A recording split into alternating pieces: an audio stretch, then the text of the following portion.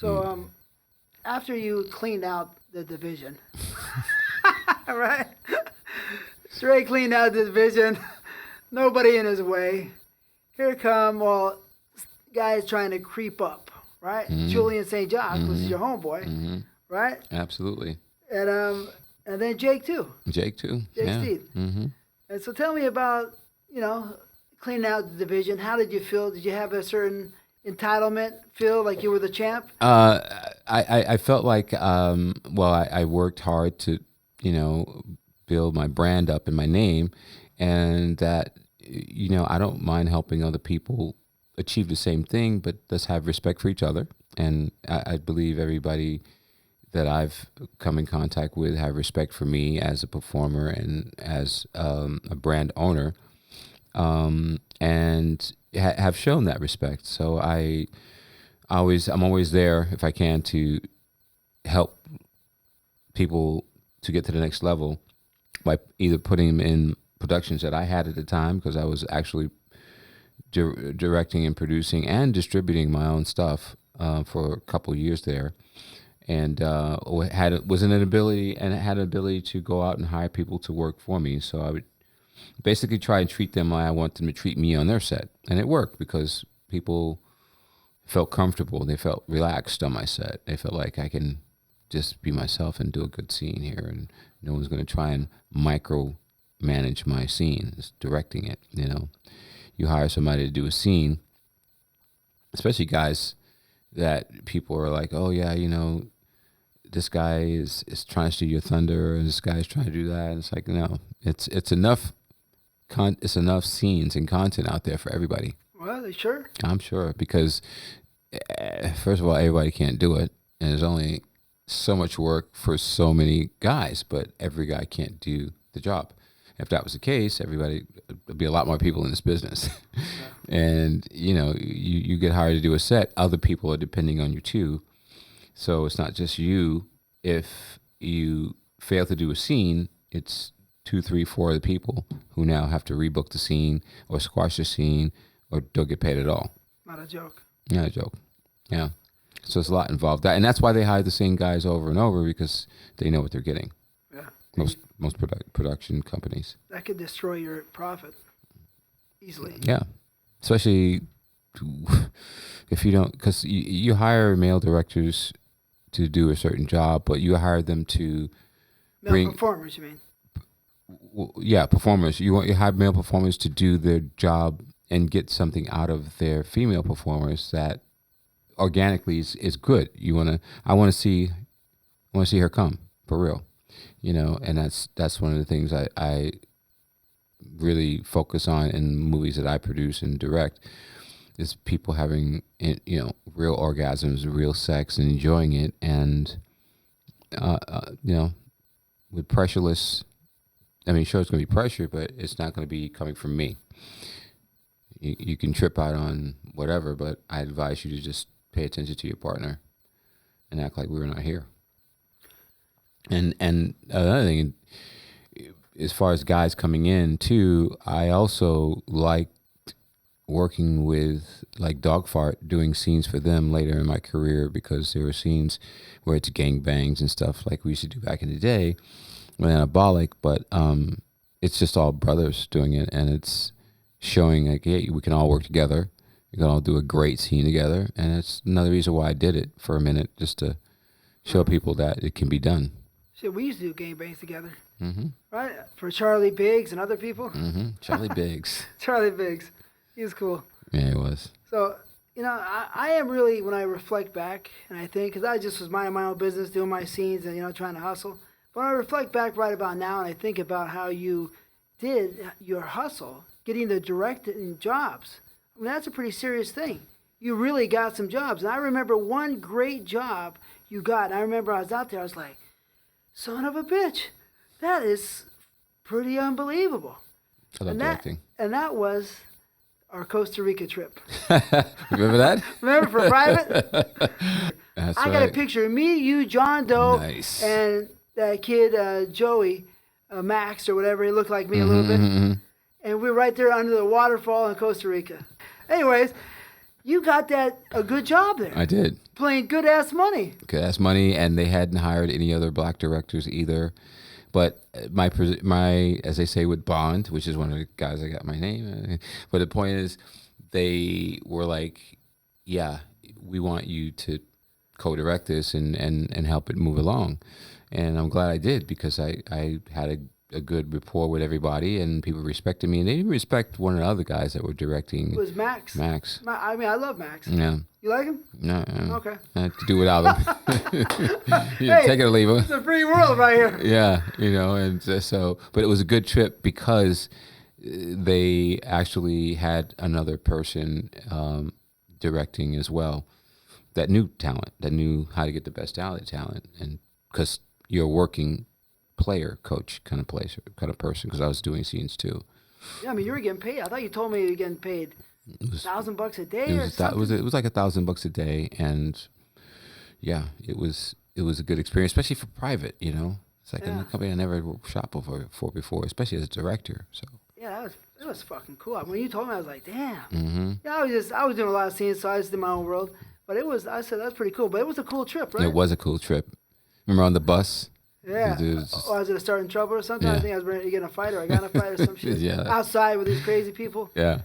You, John got into it with somebody. Me and John Doe, right? Yeah. We got something. But it was, your energies were good to have there, because it kept everybody together too. We were there to do a job. You guys were always on time to do your job, and then we'll go out and party and do stuff later. But we always, got the job done. And private appreciated that. Yeah, we were in the jungle to begin with. Mm-hmm. Remember, on top of a hill, in this little villa, the spiders. Believe it or not, right before I went on that trip, me and Al, we were on the set in Frisco. I think you might have been there. But I'm watching the movie Anachrophobia before I went. And so I'm up there in the jungle, and we're in these little bungalows with no type of ceiling. The bungalow. So on the walls are these monster spiders crawling up and down, and mosquitoes everywhere. I hate mosquitoes. All right, do you remember those spiders out there? I do. They look just like the ones in Acrophobia. Mm-hmm. All night long, they were biting me and chasing me around. I went up and down the hill trying to outrun them. No, but I'm serious, man. Yeah, I know. And I remember. Me and John Doe were on the beach. Remember, we hit the beach afterwards? Mm-hmm. We're on the beach or whatever. And the spiders, when I woke up in the morning, it surrounded my bed. They're like, almost, they creeped their way in to kill us. Anyway, me and John Doe. Anyway. Wow. And then we went on took a canoe out to the island, Crab Island. There was a million crabs out there. Crabs, yeah. Crab Island. Anyway, but it was a cool trip. We run on the beach, and it was one of the better trips, I think. It was, for sure, that you were able to, work with new talent too, because we got involved with some of the girls over there too, because we always had a person that was waiting there to meet us, to get us, a bungalow, or just set us up, A lot of new Spanish girls. Did we bring any of the American girls? We brought some American girls with us, but not many. It was mostly European girls and Spanish girls. Yeah, it was cool. Because they like the European girls. Private did, so. Yeah. I have another memory, right? This is this is my first trip, right? We fly out to Ibiza, right? Mm-hmm. For German guys. I can't remember the guy's name, right? German production. It was for Moser. It was for from Hans Moser. That's right. So that was Teresa Orlowski's husband. Right. Before. And we worked with Sarah Young out there. Remember? Because Sarah Young was. I don't think Sarah Young was there. Yeah, she was. In Ibiza, she was. She was one of his favorite. In fact, it was one of the movies were kind of not revolved around her. Yeah, I remember working with her there. This is the trip. This is the first trip. The first trip to Ibiza. Because I don't think Sarah Young was around yet, but maybe you remember. This is the trip when Franco Roccaforte's there. Remember Theo? Yeah. Big Theo? I do. All yeah, right? Yeah. He knows big English. He's big and strong, crazy, right? Yeah. And Joey's with us. Roberto Malone's there, right? Mm-hmm. And we had to share rooms. We had to share a goddamn bed together. That wasn't much fun. But I remember that was a crazy trip, and we were smoking some weed, right, one night, right? Mm-hmm. Me and you and Joey or something.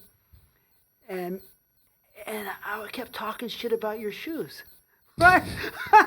And I said to myself today or the other day, I was like, Why was I talking shit about your shoes? Either I was high or something, right? Remember those pointy shoes? Yeah, like you're yeah, saying? yeah. I brought it from Germany. Yeah. Yeah, Star Trek shoes or Yeah, something, Captain yeah. Kirk.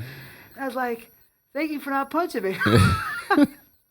But Shawn Michaels a big, strong guy. Hey, Don't man. get it twisted. But we're all having fun too, and you got to be able to laugh at yourself too, because I like to dress a certain way, and people see that and go, "Wow, that's fucking different." Especially in Germany too, because I would like get shit in Germany I couldn't get anywhere else, and then I wear it here in home or in Italy or Costa Rica or something. It's like, wow, look at those fucking shoes. Look at the way the guy dresses or whatever. But I always just again like to be me, and part of me is liking like shoes that look a certain way and just a certain style, that makes you feel comfortable. Like I said, you dress well, you play well in the pros.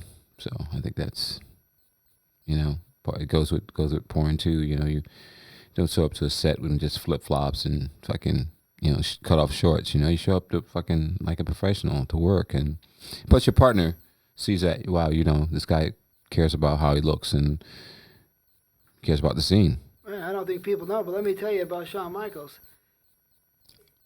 Probably for sure the best dressed actor in America, right? Always fine suits, looking good, sharp, everything pressed, perfect, nice shoes, everything. The only other person I thought that dressed so well, he was in Europe, was Rocco. Mm-hmm. Rocco dressed very nice. Rocco dressed very nice. He was one of the first people to go, hey, you should stay in Europe a little longer than just working at VTO and go to other productions, because there's a lot going on. Because I used to just finish at VTO and then come home, like on a Monday or Monday morning. I'd be on a plane, go back home. I'm like, why am I coming back home? I could stay a couple days and go to France. I can go to Amsterdam. I can go to Budapest. Wherever the production is, you can just go and work, and that's when they were paying like $1,000 a scene. Wow, Rocco said that. Yeah, that's cool. He was the first person, because he would come over to VTO and work on occasion too, but then he started to work. He got hooked up with John, and then he just stopped coming to VTO and just started working with John. About 94, 95, 96. Yeah. Mm-hmm. Yeah, right. Yeah, but he was great. Rocco was I liked him a lot. He was always very nice on the sets. Yeah. Very good. So, I want you to look to your left. I want to see, what does that look like to you? That looks like the board that Jim Schaus used to have at his office. No? You believe that? That's what it looks like. That's a 40-year-old board from Jim South. He gave it to me. Wow. You believe that? Your name's got to be up there someplace. I do believe that. Look at that there. There's one of the cards. Hold on, let me show the people. Fill out one of those. This is the Jim South board. This is the talent card that we would have to use. Just put our names up there and register. This is the board. If you were a good enough actor, your initials would be right here. Look at this, TT. There's TT's name. This is from Jim South himself. I did not write these names up there. Right? That's right. I think that's the MG. That might be Mark Goldberg. Anyways, those are the days. Mm-hmm. Right? Look at this. TT. So anyways, what did it feel like to be up on Jim's board? As a new guy in the business, it felt like, yeah, you're starting to make it. You're in the door. And I mean, you made it on that board as a new guy, or did it take time to get up there? It took time to get up there, yeah, because when he wanted to send me to Europe earlier, but they weren't going to pay him. So he was like, no, I can't send my best guys. And then finally he said, yeah, if you send the next guy you sent over, it was supposed to be Ray, but then they sent me instead because Ray didn't want to go or whatever. I brought him back a check. So that opens the door for me to, now I can go with his blessing. So you brought him back the check. I brought him back a check. Wow, that's a big deal. It was. But that was probably the last check he got from those guys. Probably. And that's why I didn't go. Yeah. So, but I mean, let's reflect back to Jim's office, right? Mm-hmm. I mean, tell the people. This is your interview. Tell the people what it was like being a top dog in Jim's office. World modeling Jim South's office. It was really as a A-list performer with Jim South that were modeling, you felt like, yeah, you were A-list performer in Hollywood because you were in demand and people wanted to work with you. So, and you were only growing from there. So it was a pretty important feeling, but not to be cocky with it, but just to know that it's, hey, this guy's a good guy. He helped you to get here. And people used to talk about Jim. Oh, he's not good. He's ripping you off. Da da da. But it wasn't the case. You know, he was a square shooting guy and really opened a lot of doors for me. And is one of the reasons why I'm still here today. But what about the Carle Blanc that you had inside the office? Excuse me, but explain to the people what that was like. Wow. How do you explain that? How do you go about explaining that? You know, it's like most things that happens at Jim's office. It's just, you always talk about things with Jim because, you know, he needs to, yeah, he's a godfather. He's okay everything. And then, you know, on occasions, you remember the casting calls we used to have? Oh, I was just saying, but let's talk about those. I want to hear those. Yeah. But Carle Blanc means that you could do no wrong, right? Pretty much, yeah. You especially because, again, being a black person in those days too was just like you could do. He'd invite you to all of his lunches, important meetings, closed door meetings. Just you felt like you're insider. You felt like, and you learned because you learned how the business was, because it was him and Reb for a minute, and then Reb kind of fell off, and it was just him. And then all the shit he went through with Tracy Lords and all these other people, it was amazing. You know that he was able to do what he did. Because a lot of people actually cared about him too. It was like, yeah, this guy really helped me a lot, and he helped a lot of people that once they stopped working, it's like, what am I going to do? You know, he still helped people. How many people do you loan money to? My God, yeah, it's He helped everybody. But my Carle Blanc means how many girls said, hey, how many girls did you say hey to? And Jim was like, hey, that's my guy. Yeah, I that endorsement, probably, Jim's endorsement meant what? Yeah, it meant that you were going to do well in the business, and you had made it as an A-lister in the business, and yeah, you could only fuck that up by not showing up and not doing your job, but otherwise you could do whatever you wanted to do within respect, because you know people, it's a word of mouth, so Jim could say, yeah, this is my guy, but you have to go and uphold that. And make sure that you represent him properly too, and that's what I did, like you. But didn't Carle Blanc mean that you could get a lot of action? You get a lot.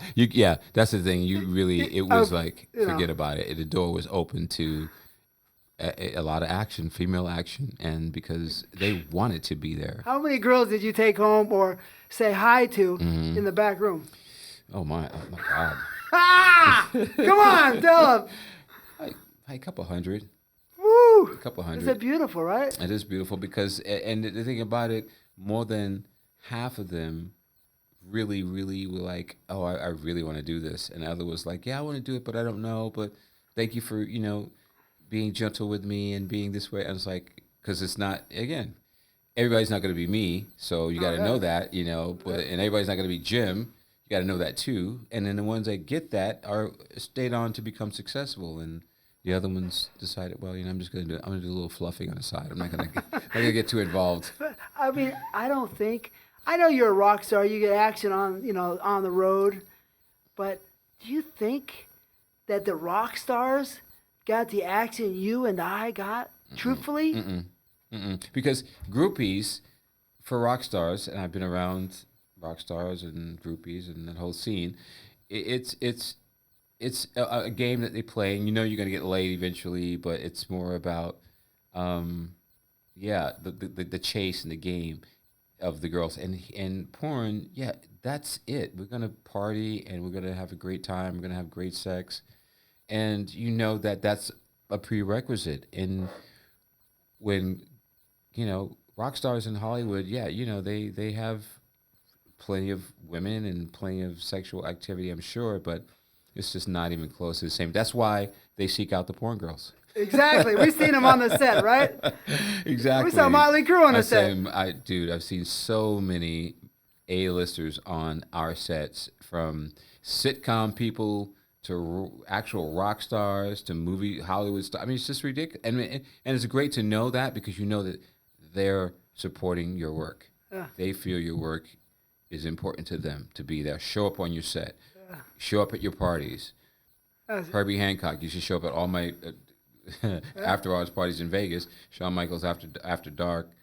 Shawn Michaels Erotic Ball. I had people showing up, and they had a great time because it was like a speakeasy. And it was usually the night after the award show or the night of the award show.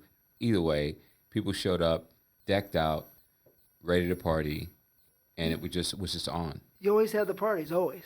I mean, it was just on. And you invited me to everyone. Thank you. Mm-hmm. Thanks for thinking of me. But you would show up, and everybody would have a good time. It was like the Great Gatsby or something, just black. Is it a dream? So that brings me to a question. Yeah. Okay, I'm gonna name it. Call this. After serving in the blue battlefield for 4 decades, right? 4 decades. People gotta think. You are the longest running performer that I can think of, right?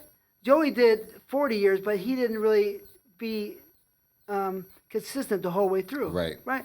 So you got 4 decades, 31 years, right?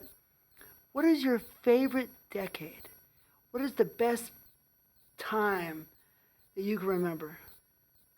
Best 95 till 2008.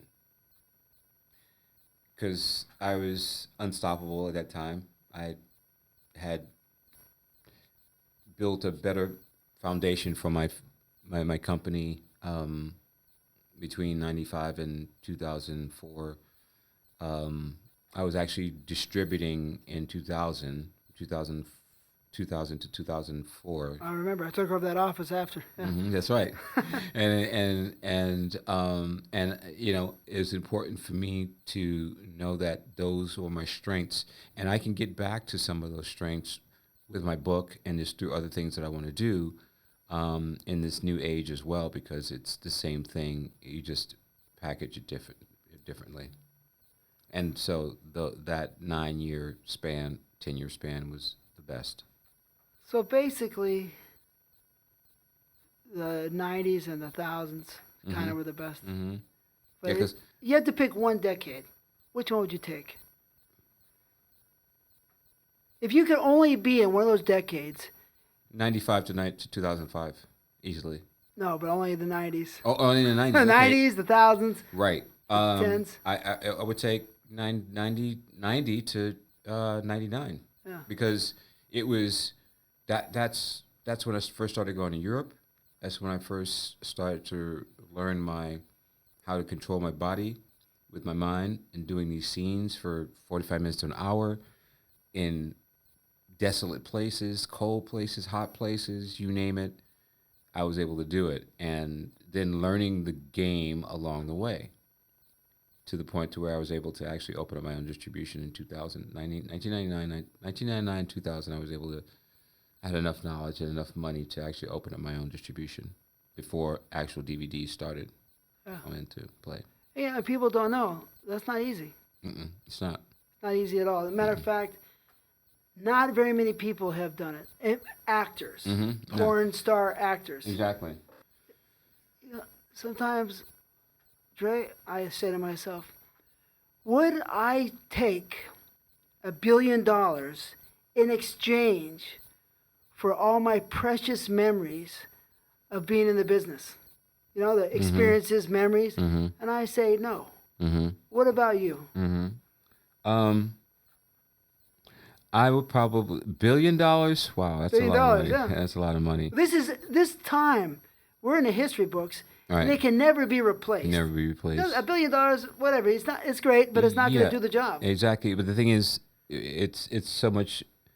30 years is so much more than $1 billion if you equate it properly, meaning that, you know, all this time it took to gain this knowledge and these experiences, you there's no price you can put. It's priceless. That's what I was thinking, right? Because the education that you get from doing this business the way we've done it is priceless. That's why people will pay to come to, you know, some type of Shawn Michaels University. Shawn Michaels University is correct, because Come and get schooled, homeboy. you know, a good friend of mine, Rocco Siffredi, has a similar situation in Europe where he has people come to a said place to where they can actually learn how to be entrepreneurs, successful entrepreneurs in the adult game, adult business, from everywhere from shooting scenes to I think it's mostly for performers. performers. Becoming a stud. Okay, yeah, and so yeah, you I mean, and that's the thing. At any level, too, you can come into the business from a PA to a stud to director to producer. So there's different levels you can come in. It just depends on what your ambitions are. Yeah, I mean. Yeah, and I plan on providing that for people here. I'm gonna go. I want to come and You know, supervise, yeah, help supervise. Yeah, and then some of the talent that we'll have, you know, helping us out, the world knows. So the world's going to be interested. I'm sure. Great girls, you know, female talent. So, how many women do you think you've laid to bed? Well, I know I've done over like 7,000 something scenes, but that's like scenes. And 7,000 scenes. Yeah. Holy moly. That's 7,000 scenes, not counting like some of the scenes were three ways. Some of the scenes were gangbangs. Some of the scenes were blow bang. So you know, there's a lot of sex, a lot of pipe laying, a lot of, you know, sperm flying. But the point is, you were able to do it and enjoy doing it. And it's just, so some days you show up and you're not feeling quite like yourself. But that's when you find out and you dig a little deeper. Yeah, this is why I'm really here, because this girl's got pretty feet and I get to fuck her and I'm getting paid for it and it's great, and how many people want to be. And I sometimes would actually gaze away and look out a window and just look at the cars on the freeway going by and knowing that they want to be where I'm at. But look what, you know what I mean? So that would kick me in on a slow day. But there's been days where I was like, you know what, guys, sorry, I'm not going to be able to do it. Well, really? Because I'm only human, and I realize there's certain things, like if my partner's completely a turnoff and there's something hygienically not correct, I got to say, I got to back off. Or a chick is, I can't kiss you, sorry. I wouldn't probably abandon the scene, but I would be like, yeah, okay, so what else can we do that can help me stay hard here and do the scene convincingly? Let's talk about that kissing. I'm going to explain my point of view on kissing. If you can find a woman, woman, that kisses you, rubs that tongue together nicely and strong, the lips touch each other so perfectly, and embrace in such a loving union, that gets me about 4 times more excited than just, you know, having sex normally. And or any pill could, because remember we were doing this before there was any pills or any dick enhancements. And that's what it is. A kiss is intimate. A kiss brings you closer to your partner. And it also, being a person who's more on the dominant side, when you kiss a woman who's a submissive, you feel it. She feels it. She feels your power. She feels like, you know, she wants to be taken. So that really makes your blood boil. But I mean, feel the heat. Yeah, the connection. The women who are so professional, because the thing of being professional is the thing of being too professional.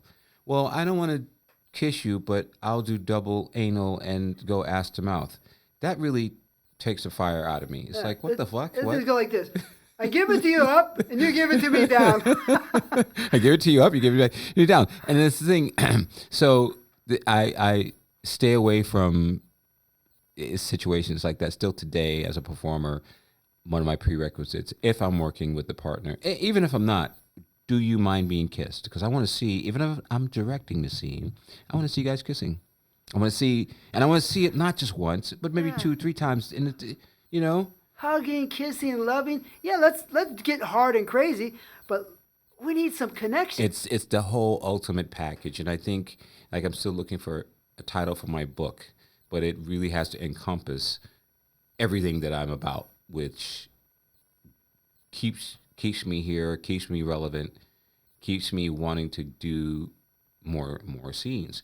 Now, I know eventually I'm going to retire and not do scenes, but I still want to direct and produce because I know that I'm a good storyteller, and I know that I've got information that will enhance people's lives even after I retire, sexually. So, planning for that in the future is great because I see that can be a good thing for me too in retirement, is to be able to still help people through educating them on how to do this, that, or the others sexually, and with a little class.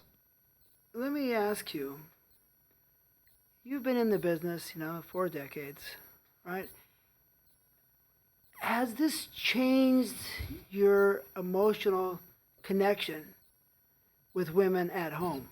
No, it's made it even more intense, I believe, because I always go, well, now I'm not on set, so now I can really, tear into this and really, and then I explain that too, because some of the girls I date now are civilians, and I'm only really dating one here in LA on a regular basis, and there's love there. She's not in the business, but she knows what I do.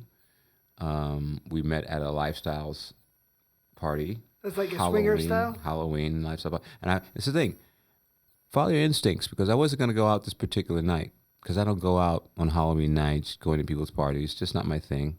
Because I should do my own. It was great. But when I go to other people's parties, unless I really know them, it's like, why do I waste my time? I had some good times at your parties, by the way. Thank you. A lot of action going on for me. People still talk about those parties, and that's another thing I can bring back too in my retirement is my erotic balls.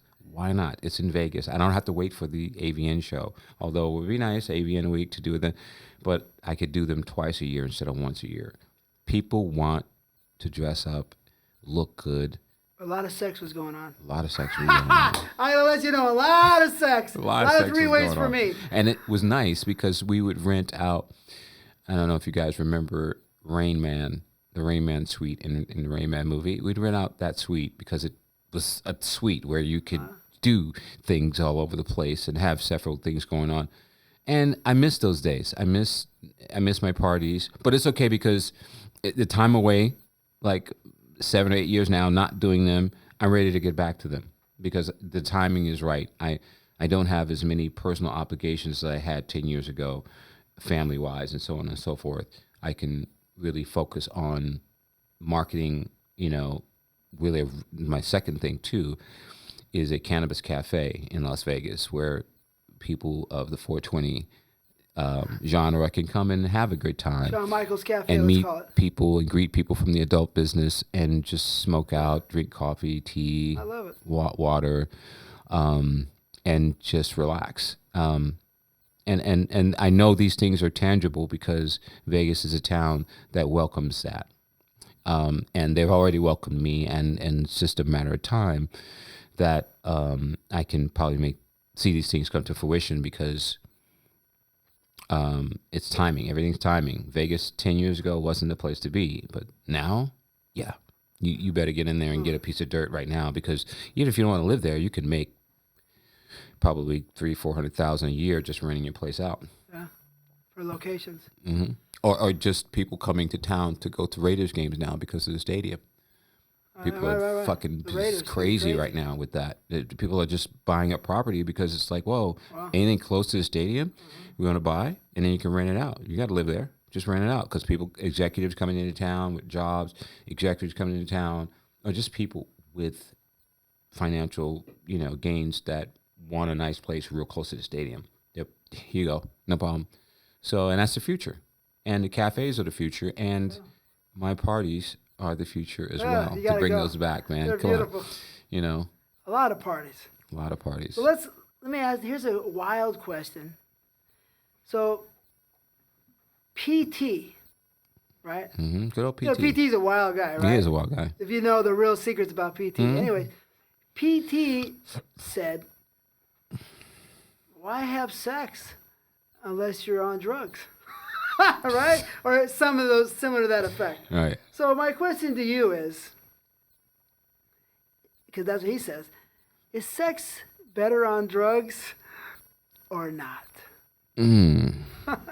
Yes. We're not bullshitting here. No. In fact, that's why some of the drugs were invented, was to enhance your sexual experience, euphoric experience sexually. And from experience, I'm just going to say, yeah, it's definitely another level. Absolutely. Shawn Michaels also agrees sex is better with drugs. Absolutely. And moderation. Anything you do in life, I know you don't, but take your time. Take a little bit at a time. And in other words, just, gauge who you are. And it's not about a sprint, it's a marathon. So just take your time, pace yourself. And yeah, it'll be a great experience. What is your drug of choice? That would have to be, other than weed, it would probably be Molly. Really? Yeah. Oh. Yeah. Because it especially if it's constructed properly, because I'd like to work out and sweat my night out before the next day. So the less of that I have to sweat out, the better. And the whole feeling of, I'm not feeling like I just want to go back to sleep now. I want to get up and do shit today. That's a clean situation, and your body can expel any extras the next day, or sometimes the next day turns into 2 days. Or maybe 3. Or maybe 3. What about cocaine? That was I have to say that would be the third. Because back in the 80s, when I was working as a DJ in Zelda's, that's all you ever saw was like rocks of blow. Because everybody there was trying to outdo everybody else. It seemed like one dude would come in and he would have a rock this size. Another dude would come in and he'd have a rock this size. And another dude would come in, hey, Sean, can you play this for me? And he'd just give me like. And the girls loved it? And I love Grand Marnier too. So there's like a line of Grand Marniers. Couple of freaking couple of little vials, and then it was just incredible because pretty, right? And then it was kind of interesting because you wanted the night to be through so you could actually go to the after party, because that's where everybody would let their hair down. Get down. Yeah, and get down, because down. now you're at somebody's house. It's a pool, it's a jacuzzi, it's bedrooms, music, food, and it's next day turns into the next day kind of thing. So, but it's always great when you know these people too, and everybody's kind of on the same page where, okay, we're having a great time, but it's very rare that people would OD or do shit like that, because people are adults. It's like, you know your limit. I mean, you gotta be, I agree with what you're saying. What people might not know is that 2 people have to be on the equal plane of a drug to appreciate the effect of it. Right. Because if one's not and the other one is, it's just not a good balance. It's just, hang on, I need to get there. But no, you want to do it together. And that's the best experience, because let's face it, doing it by yourself is just no fun. I've never done that, but I could just imagine just sitting there rolling balls and just nothing to do but masturbate. No, it's not going to work. No. You need to share that warm, energy and feeling and touching and all that, kissing with a partner that is on the same level. Yeah, no, it's like the Da Vinci Code stated, is what I got out of it. Was the highest form of life is when 2 people connect and have a union and climax. That's what I was understanding. Interesting. You know, climax, and that was the highest form of life. And that's what I thought the Da Vinci Code was stating. Anyways, that's what I understood, and that was the beauty. We have a lot of memories together, really, when you think about it, right? A long time. Mm-hmm. But let's go back 19 years ago, right? Okay. If you remember 19 years ago, Mm-hmm. we went up on stage together with quite a few others. Right. But the others were from a time way back. Right. Right. We accepted, me and you and the others, Right.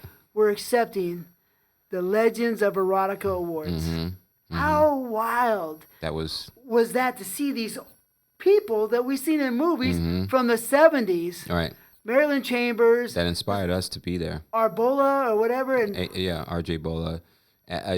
Yeah, I mean, still to this day, there's people that I still, if they're still around, I'd like to meet. You know, because those again were people who paved the way for me, particularly women, because there weren't many brothers back in those days. It was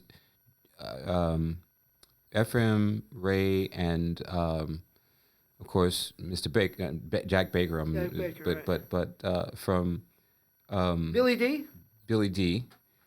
But I don't know. This is Al again. Give us a try.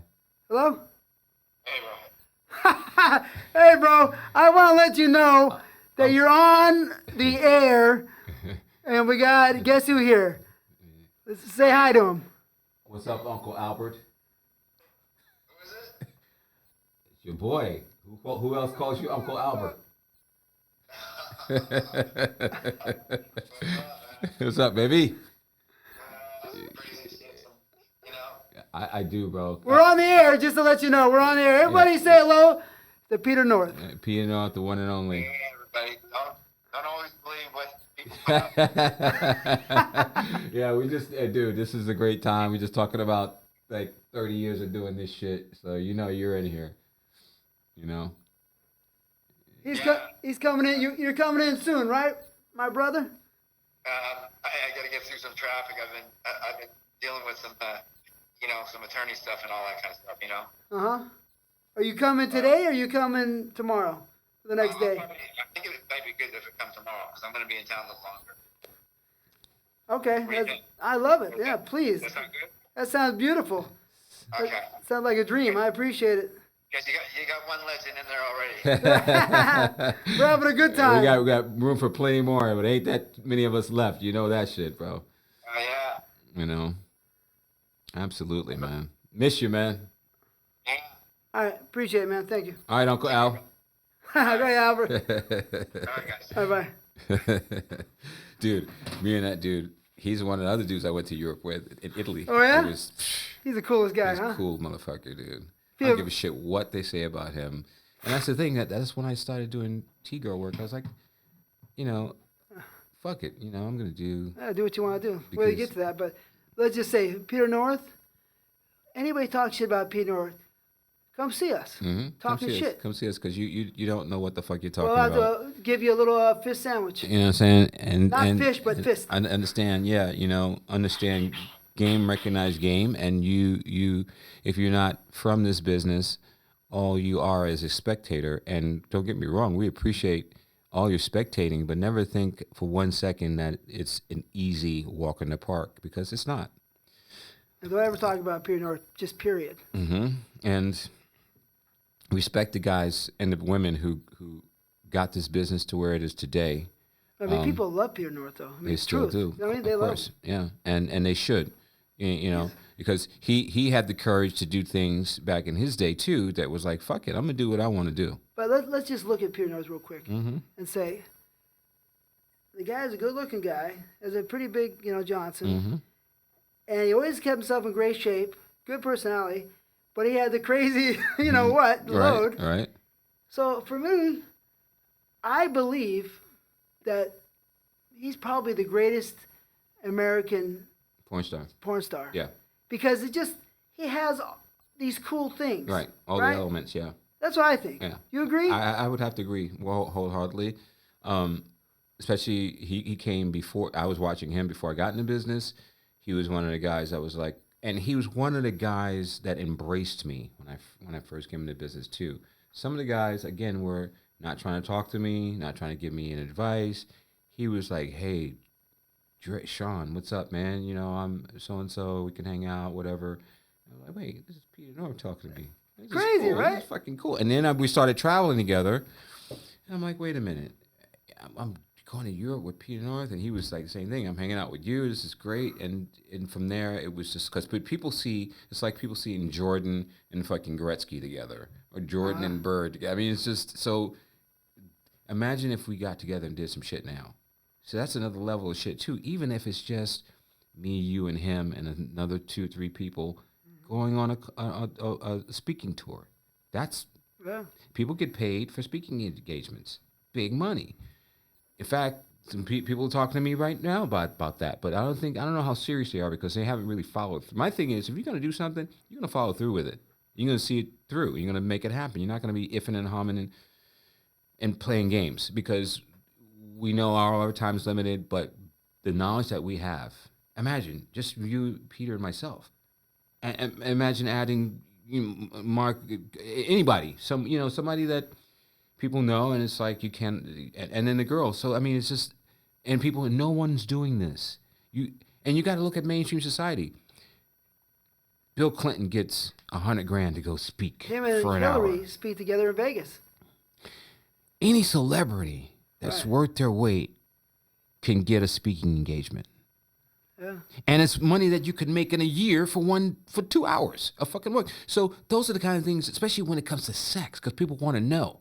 Like I'm working on the book. You've done your book. I mean, these are things that can help enhance those kind of things, And like Al said, I got a part, and I'm working on some new stuff. Blah, blah, blah. Yep. We'll talk about it. We're going to find out what it is because I know he wants to. He's not done. He wants to do more stuff. Oh, he's 62. You guys are like I know.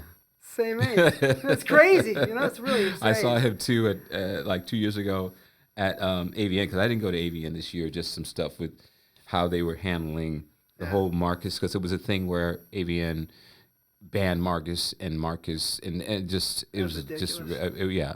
So I decided that I didn't go to AVN this year simply because I didn't feel like that situation was being handled properly, and I do things from my gut. I've gone to the AVN for 27 years without fail, but I decided this year just to sit back, and this time, you know what they did this last year before last day? Mistaken me for Marcus. What? And Marcus was supposedly touching someone inappropriately on the red carpet line. So when we got to the end of the red carpet after 2.5 hours of walking that fucker, they asked me to step aside. Security in a fucking hotel at the fucking Hard Rock. I'm like, what are we talking about? It's like, well, we need you to leave the premises now, sir. You need to go up to your room and pack your stuff and leave. And I go, what the fuck are you talking about? This is a joke. He goes, no, we're not joking. You're the guy that was pointing out, touching someone. I'm like, go get Peter Warren from AVN right now, please. I'm not going anywhere because this is ridiculous. You're not I'm what? And then Peter Warren comes out. He goes, oh, no, it's not him. It's him, and points to Marcus. And Marcus was with us. I didn't see him touching anybody. And then it's like, oh, but Mr. Michaels, you're fine now. After a whole crowd of people gather around, everything, you can go into. You're sorry for the mistaken identity, but you can go into the show. I'm like, are you kidding me? I wouldn't go in that fucking show now if you paid me. I'm leaving because it was my night. I'm happy. We all happy because it's me, Lex, Julian, and somebody else, and Marcus walking the carpet together. So it's like all dressed in black. I had on black gloves and a hat, and Marcus had on all black, but he's 5'11", 5'10", and 5'9". So I know so maybe 5'8". And sure enough, they took him back to his room. You guys don't look similar, but people, whatever, right? Come on. So I was like, that was insulting too. So that was I mean, AVN seemingly has always been cool with me, but by them letting that happen. And I should have never been brought into the equation. That's what pissed me off. And then no one still, to this day, hasn't come to me and go, hey, Sean, sorry for that mistaken identity thing in 2017. That was really uncool, at the AVN Awards after the red carpet. Sorry, what can we do to So, okay, cool. You're not going to say at least, you know, sorry. Yeah, I'm not a big fan, you know. I know. But it is what it is because, you know, when Paul Fishburne was around, it seemingly More was respectful. It was more respectful. And after he left, it changed. It's not. We already know it. It's not even the same. Yeah. Not the same. Not the same. Not the same. Yeah. On that point, let's see. I have a question. How the hell do you still have the strength and not to be too jaded out of your mind after 30 years of performing? I mean, you still perform. You performed yesterday. Mm-hmm. How do you keep that strength? You're 61 years old. This is not a joke. Going on 62. 61. Mm-hmm. And perform good, I'm sure. Right, because I can't perform half-ass, and people know that. And so, to answer your question, is I think about the basics. And I think about anytime I go to a job, I'm already at the job, and I've already done the job because I think about whatever the next gig is and how I'm going to go about it. I do a little research on my partner, but not much. I don't watch their scenes. I just go to their Twitter page and see who they are. And I think about my true love of sex, my true love of being intimate with someone for the masses, because it's different being intimate for yourself and your partner. But when you're doing it for the masses, you have to open up for the camera. You have to make sure that they see everything. You have to do certain things. And sometimes that doesn't feel comfortable. And it rarely feels comfortable to open up to the camera. Think about it. Go at home. Try to open up. Be the most uncomfortable position you could almost be in. And do that for an hour straight. Mm-hmm. See how you do. Mm-hmm.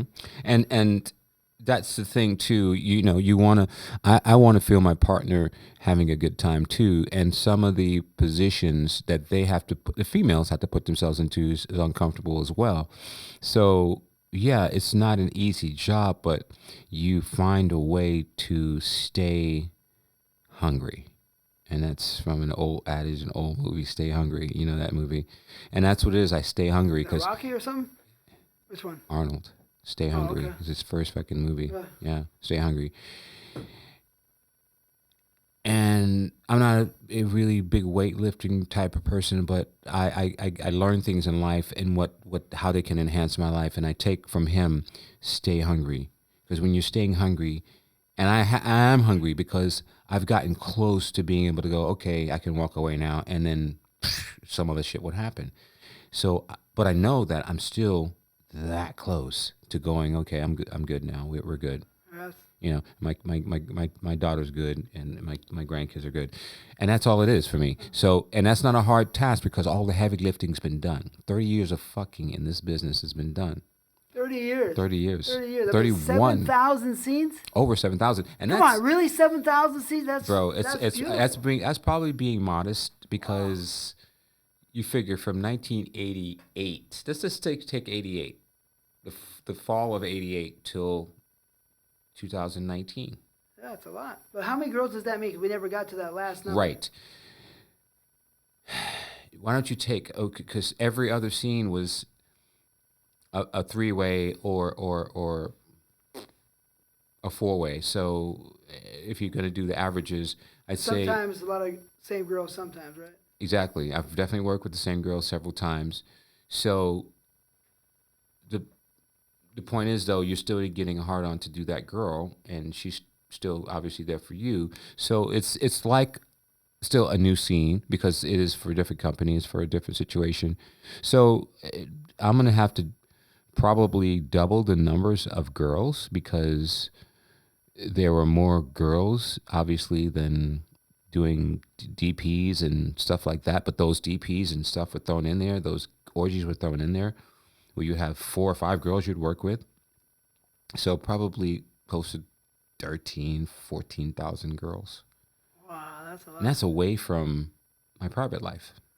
Because my private life, I think about my job, and I think about what I'm going to do after this, because I'm going to be really horny. And that's what I think about. Okay, I can't really do what I want to do with this one. I get warmed up with this one.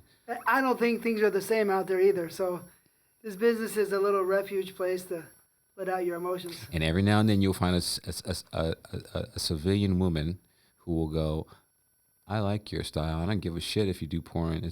In fact, I like the fact that you do porn. And the way that they go, and then they go, you sure you're not, I'm satisfying you? First of all, I wouldn't be here if you didn't satisfy me, if you didn't turn me on, because we all have options, right? I'm with you because you do those things for me that I don't get done on set. And you let me do things to you that I can't do on set. And I don't have to open up for the camera, you know?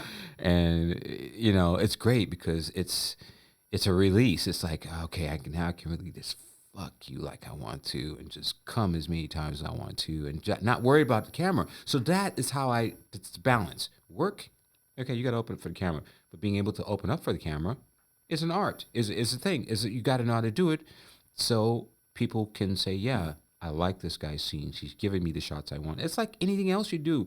Pro sports, this guy's giving me the long ball. This guy's giving me, you know, the defense I need. This guy's playing, you know, good defense and hockey. And it's all teamwork also on a set, because you got your director, you got your producer. Well, usually director and producer are the same person, but you want to have a connection with your director, because your director and you, if you're on the same page, you're going to have a good scene. Meaning that they're going to, in fact, most directors throughout my career have gone, I need to tell so-and-so and so, but he's good. Just leave him alone. That's Sean. And that's respect, because they know, oh, I'm just going to follow him. Well, you're doing your job the right way. That's so respectful. And because a lot of girls don't know how to open up to the camera. How about a lot of actors? A lot of actors. And even some guys half my age have trouble anchoring on DPs. I've anchored on more DPs in the last 2 years I've ever done in my 30 years. Yeah, just because I wanted to prove it to myself too. I did a lot of dog fight stuff in the last 2 years, just to see if I could do it. And they're using Viagra. And Caverjack, where they're shooting their dick up with fucking steroids. Well, I heard that's not good for you. It's not good, especially if you're in your 20s and 30s, because guess what? You're going to become reliant on that shit, even in your personal life after a while. I heard that you get that one disease or that one malfunction where it makes your thing all whacked out. Oh, right. Yeah, I guess. I don't know that much about it, but I do know this is a factoid that people who have used it, like, maybe not illegally, but they've used too much, have had to go to the emergency room to have their dicks drained and other things happening. I heard that too, yeah. And people that I know, it's like, yeah, these guys aren't bullshitting. I want to talk about those guys right now. Yeah. So you're talking about that. So let me ask you. I mean, you've seen it all almost. Almost, right? yeah. You weren't there in the 70s, but you're there in the 80s. Right. Can the performers of today mess with the performers of our day or my day or your day? I would have to think not, because, and I say this not because I'm an old head or whatever, but when we came into the game, there weren't these supplements, especially used in the adult business to achieve a hard-on. There just weren't. And you still had to do your job, not only here in America, but in Europe as well. So you were doing things, you were learning your body and how to build your body up for a good cum shot, how to build your body up to stay hard, how to build your body up so you can do 10 scenes in 10 days. You know, you get tired. And it's just, and so, but if you're... Except for me, but go ahead. Yeah, except for you. Try 20 scenes in 10 days or more. But the point is, you get conditioned usually, and you get your mind, your body right, and that's when you could do your job. But then all of a sudden, here comes the blue pill, here comes the injectables, and here comes anything that you can put in your dick to keep your dick hard. Okay, yeah, well, you know what? It was made for, first of all, Viagra was an accident. It was because it's a heart medication, and you got a hard-on as a side effect. Guess what? A pill that went from $10 went to fucking $52 for one pill. Really? Yes. Wow. And that's our pharmaceutical industry Today? in a nutshell. Today, that pill is still about $40, $50, one pill. Are you serious? Yeah. But now other companies Pharmaceutical companies got, no, you can come over here, you can get same pills for $10, going back to where we were because it's ridiculous, dude. 4 pills is $100 Give me a break. Well, or 200. 200, right? What am I saying? 50, yeah. 200. And the thing about it is, there goes your profit. There's your profit. What do you say? And after your test, it's just $155 for your test. So, but I say that because I don't want guys to become reliant on. I want you to stay diligent to just being able to be turned on by looking at a woman. It's okay to take the pill here and there, but don't rely on it. I take it.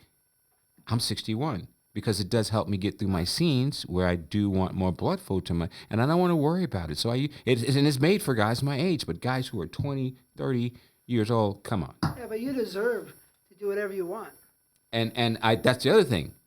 That's why I chose to just do things the way I want to in this business, because people in life will always do what they want to do, but they will always have criticism of you.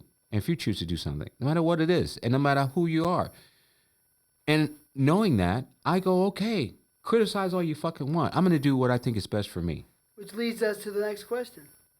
You decided to work with a transgender woman? Woman. Mm-hmm. Tell me about that and everything about it. Yeah. Well, I decided that not last year when I actually first did it. I decided that like in 1996 when I first saw my first transgender woman in Paris, France. We went on a trip with Anabolic. And I've been, jilted ever since, and was wondering about them and seeing them, and then seeing them grow in popularity over the years too.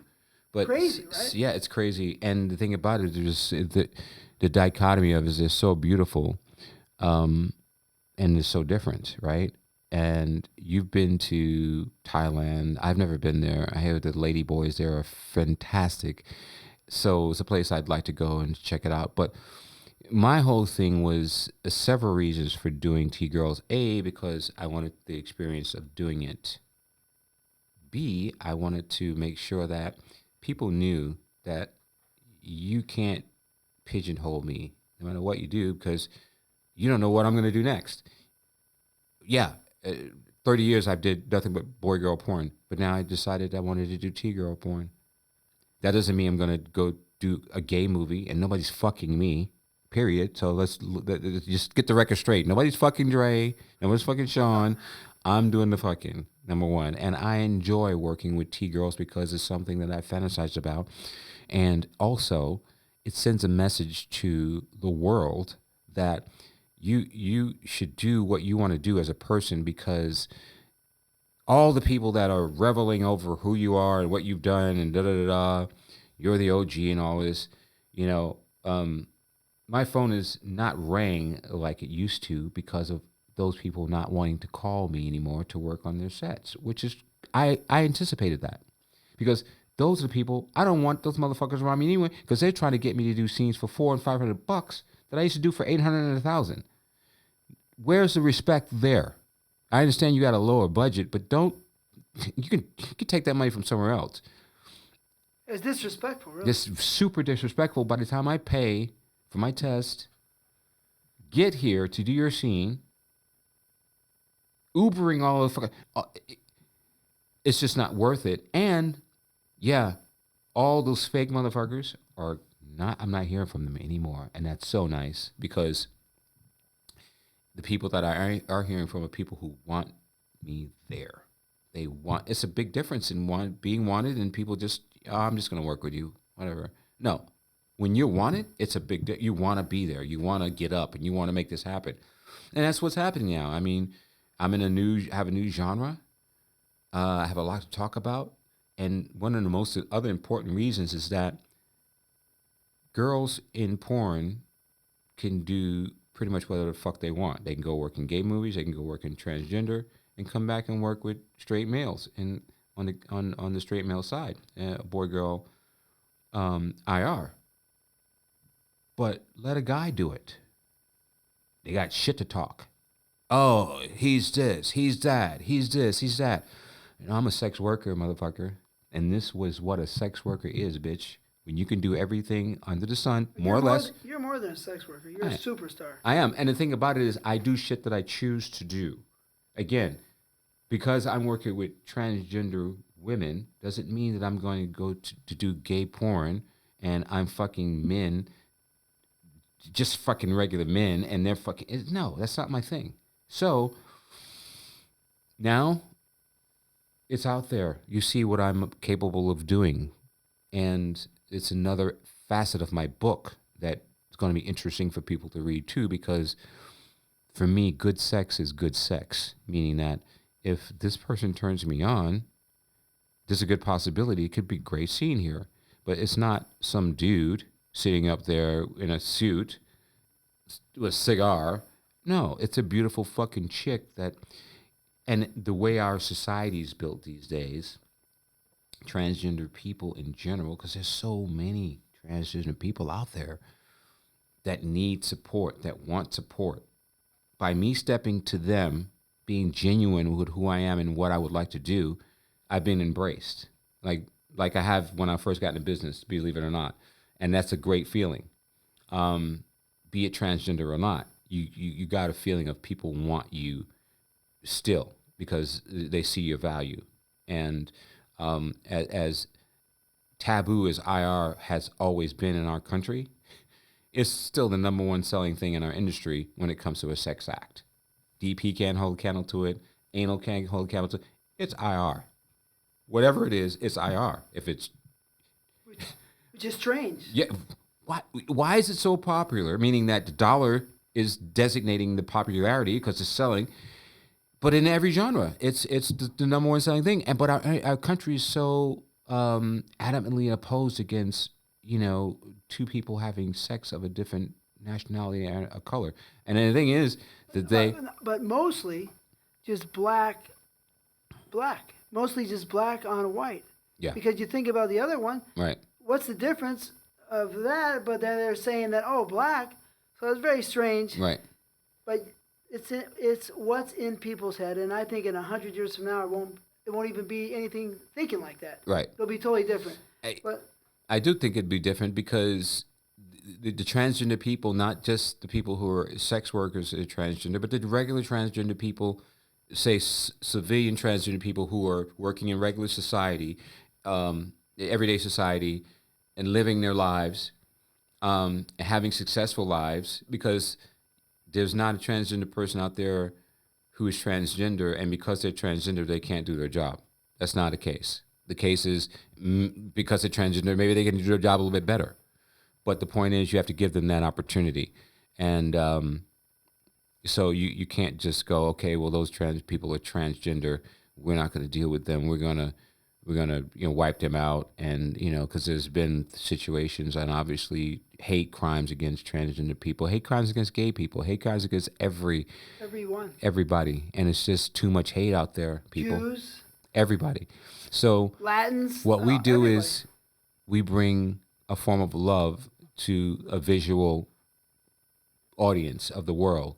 And they enjoy it, and that's why porn will never die, because it's so taboo. That's weird. It's so taboo it'll never die, because that's how much hypocritic nature that we have as human beings. We want it, but we don't want anybody to know that we like it or we want it. And it's like that's why it's like, be yourself, motherfucker. Be who you are. People are gonna criticize you even if you do shit that they want you to do. So be you. And I know because of the things I've done and the way I've done them that I have an out now, not really an out, but a way to finish my career the way I want to finish it, which is with my book and with my my university. Well, it took courage to do that. It did, and I have to say, people like Prince Joshua said, "Hey, I get you. It takes courage to do what you're doing." And, a few other people that were close to me have said, yeah, it's a fucking ballsy thing to do. But if anybody can do it, you can.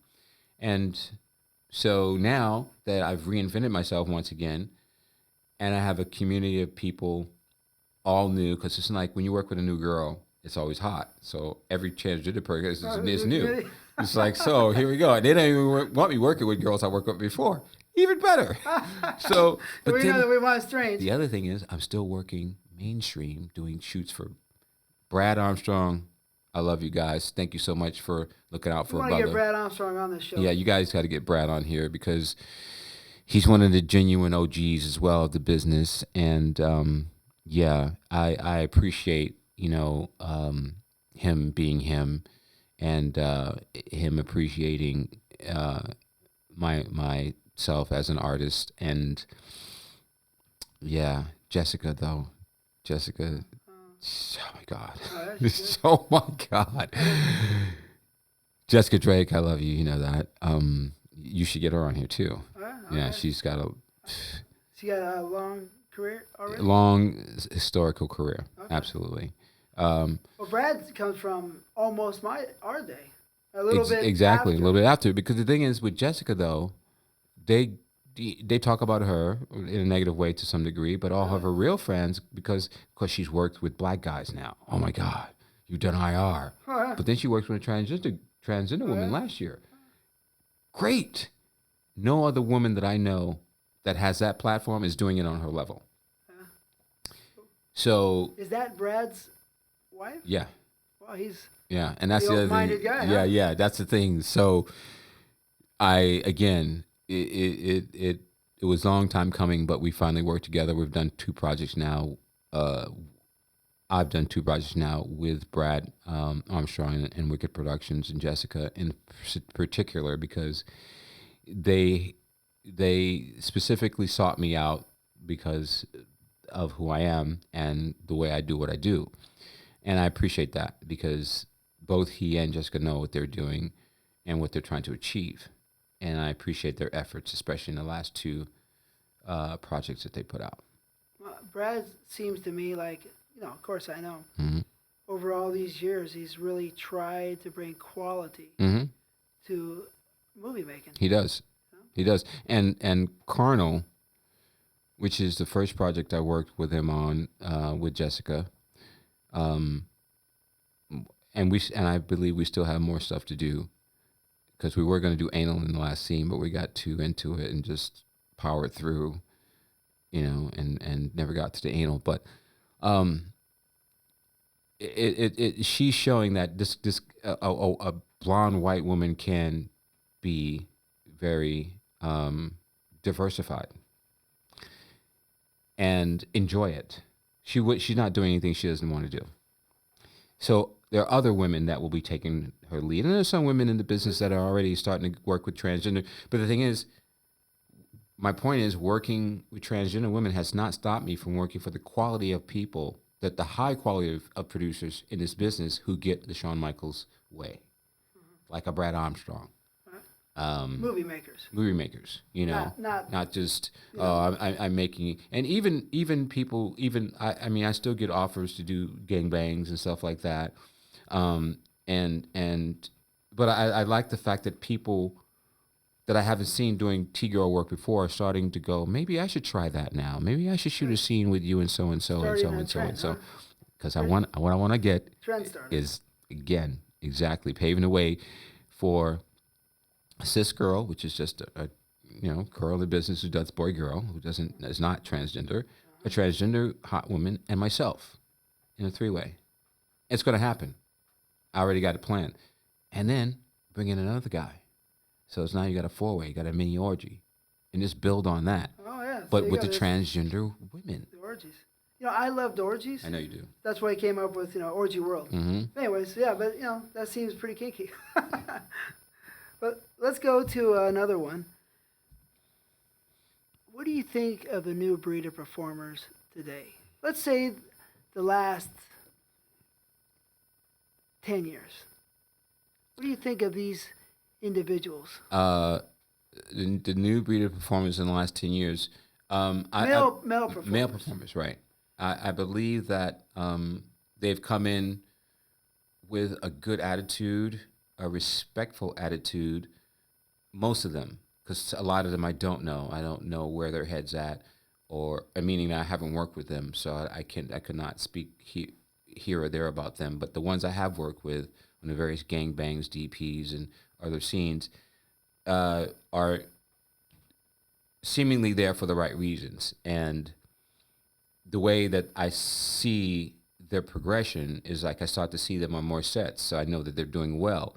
Some of the guys I don't see on more sets, and I know that they're not doing that well. So the only thing that they can do is the blow bangs and the gang bangs. They're not a one-on-one A-list type of performer or a three-way DP type of performer. So yeah, I believe, you know, the industry is in good hands, especially if they start to adhere to the fact that they don't need necessarily to shoot their dicks up with Carajack or take 2 or 3 Viagras to get through their scene. If they can stay away from that, they'll be fine.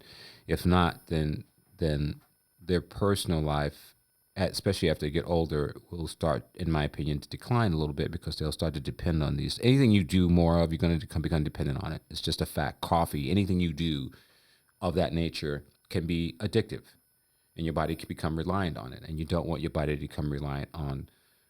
I tell women the same thing with vibrators, with Oh yeah, that's the worst. you know, it's like you become desensitized. Exactly. Ladies, lay off the vibrators. It's okay here and there, you know, if you're single or whatever, I get it. But if you're trying to be intimate with another human being, lay off the vibrators.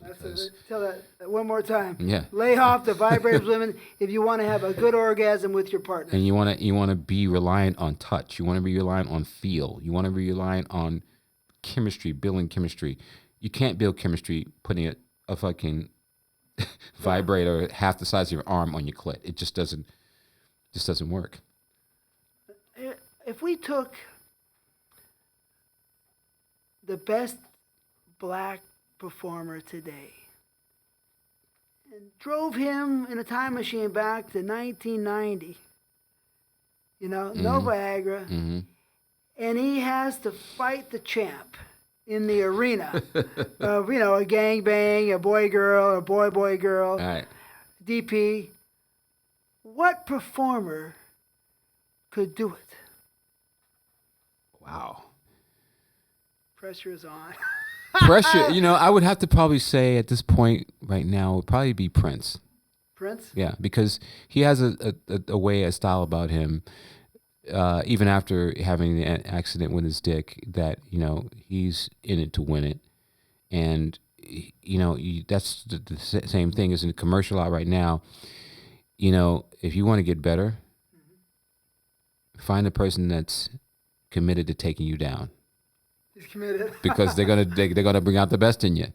And so I believe he would be a good adversary in a place like Japan or Italy, where we had to fuck X amount of girls, or America, yeah. You know, and we'd you know, we'd go through that or whatever the gauntlet would be, and it really, because we've talked about things before and how mental this game is for men. And I think, you know, there's a lot of guys who probably think they understand the mentality of this business, but I believe that I know he does, and he would be a good person to take back into time and get the job done. Okay, that's cool. That's interesting. Yeah. I like him. He's a nice guy. Yeah, I like him too, and he's very respectful, and he's an OG. You know, he knows what it takes in the game of life also. And, you know, to him and his family, all the blessings in the world and continued success, because he deserves it. Yeah. That's cool. How often do you get recognized? In a percentile thing, like 100% being the top, probably like 85%. Of walking the streets? Gym, baseball cap, shades. Mr. Michaels. Yeah. Nice movie you did last. Mr. Michaels. Mr. Michaels. And then being a dude from New York in the beginning, I was like, what the fuck are you looking at? Me too. That's crazy. Take a picture, it'll last longer. But then I go, dude, they probably just got finished watching a scene with you and so. So it's that. You did this. So, you know, these are people who support your work. And if you got balls enough to come up to me, and I appreciate it, because some people come up to me with their families. I don't. cool. when I'm by myself. When I'm with my daughter or something, they just did Mr. Michaels and give me the nod or whatever because they see I'm a family guy and they're always fan. But if I'm by myself or with you or Sue, they're gonna come up and say, just this week, and it's always, can I get a picture with you, sir? Dude, it blows me away too because it's like dudes that are 18 years old. Really? Wow. Dudes that are 75 years old. I was coming back from Staten Island about 2 weeks ago, and I was coming back to Denver, and this brother was behind in the kitchen, and he was cook, and he was like, Yeah. and I go, and he goes, I go, come on. So he takes off his apron, he comes out of the kitchen, he goes, you the man. Get his boy to take the picture, and I had an airline captain do the same thing for American Airlines. I was at the ticket counter asking, like, if flight's delayed, or like, do I know you? I go, I don't know. Do you? He goes, you're Mr. Michaels. I go, yes, sir, I am. He goes, please do me a favor. I go, what's that? He goes, first of all, I want you to know me and my wife are big fans of yours, but when you deplane, please come into the cockpit so we could talk. Wow. I go, sure. He goes, the plane lands. He goes, ladies and gentlemen, I want you to know we have a celebrity on the plane today, Mr. Michaels. I want you guys to all give him a nice welcome. And people clapped, whatever. I was like, what the fuck is going on? I don't even know what they're clapping. And so I get up there and I go, he goes, okay, Mr. Michaels, come on in. And I go, he goes, yeah, come on in the cockpit. And I go, cockpit, ha ha ha. He goes, yeah. So I go in and I sit in his seat. He goes, yeah, no, you can sit in the captain's seat. I want you to sit in that seat. I want to tell my wife you sat in that seat because I'll never let anybody sit in the captain's seat. Cool. He introduced me to the flight crew, his flight partner. We took pictures, and he says, okay, now you got to get out of captain's chair because I got to have my. I said, no problem. Here you go. And he goes, I just want to take some more pictures, but I want to tell you, my wife wants you to come gangbang her with a few of your friends.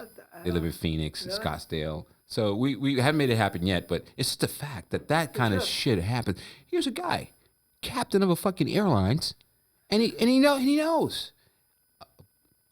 You think he was like one of straight.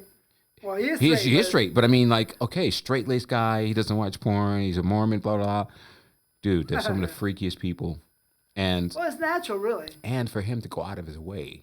Yeah, that's cool. To just say, hey, I don't care who knows I know you. I want you to know I appreciate you, especially me and my wife. And that's it. So a lot of people, I get recognized like on an 85% basis. Maybe it depends on where I'm at. In Vegas, it's becoming more now because I'm starting to go out a little bit more. And when I go out, you got people from all over the world coming to Vegas. Now I'm getting a bigger, especially on a like Wednesday through Friday night, which is like the locals' time to go out in Vegas. Actually, between Tuesday and Thursday. Tuesday, because you got that 3-day window, and it's like town's not crowded. And you go out, and it's like a Friday or Saturday, but you get treated with so much respect and so much love. It's just, I haven't gotten it anywhere. At Europe, I used to get quite a bit, but Vegas is the place I get the most, and I get the most recognized as well. Wow. Yeah. That sounds like fun, though. It is fun, and it's showing me, too, diversity of what I'm doing, because there's white guys, there's black guys, Hispanic guys, Asian guys. They all watch porn, dude. It's crazy. They all love porn. It's different than it used to be, huh? Much different. And it's honestly, one of my main reasons for doing what I do is to be able to fight racism in my own way, because IR is such a slap in the face for racism, but they're still buying it like, wow, it's candy. It's crack. I gotta have more of it. It's like, well, just own up. No, I can't. I can't let anybody know I like it like that. I get disbarred and like whatever. But I get it. That's why some of the people that I see on my fantasy sessions, they're like, tell me about that. Discrepancy. Fantasy sessions. What does that mean? That means that like it's similar to like the fuck a fan thing, where it's not necessarily fuck a fan, but you can hire my company to come to your place and shoot a movie with you and your wife, or said consulting adults that are tested, condoms, whatever the situation is. And like the Shawn Michaels University, I'll shoot a scene for you for X amount of dollars of you and your wife, or you, whatever you'd like us to shoot within the limits of our parameters, we can shoot it. But what's more common? More common is bringing individuals who are stars in the business, which is the fantasy side of it, to meet the civilians who are not stars. And it's more, they want more of an interracial experience, a more dominant experience sometimes. And again, it's all consenting adults it's more like a private party situation. So you will come there. I will go. I have traveled and shoot the movie, and hang out with them, party with them. Party with them. Yes, but I can't disclose all of the party segments because what's included in a party. Yeah, what's included in the party is always basically discussed before we actually have the party and set up the situation. But it's a party where people, their privacy is at the utmost of importance, because they're people who work in our everyday society in high professional positions in our society that just want to remain anonymous. But the Shawn Michaels companies will come to their house. And set up, fulfill their fantasy, which is usually of the sexual nature, be it from a lingerie shoot to, again, consenting adults having sex together. And it's pretty popular, actually. They can reach you on Twitter?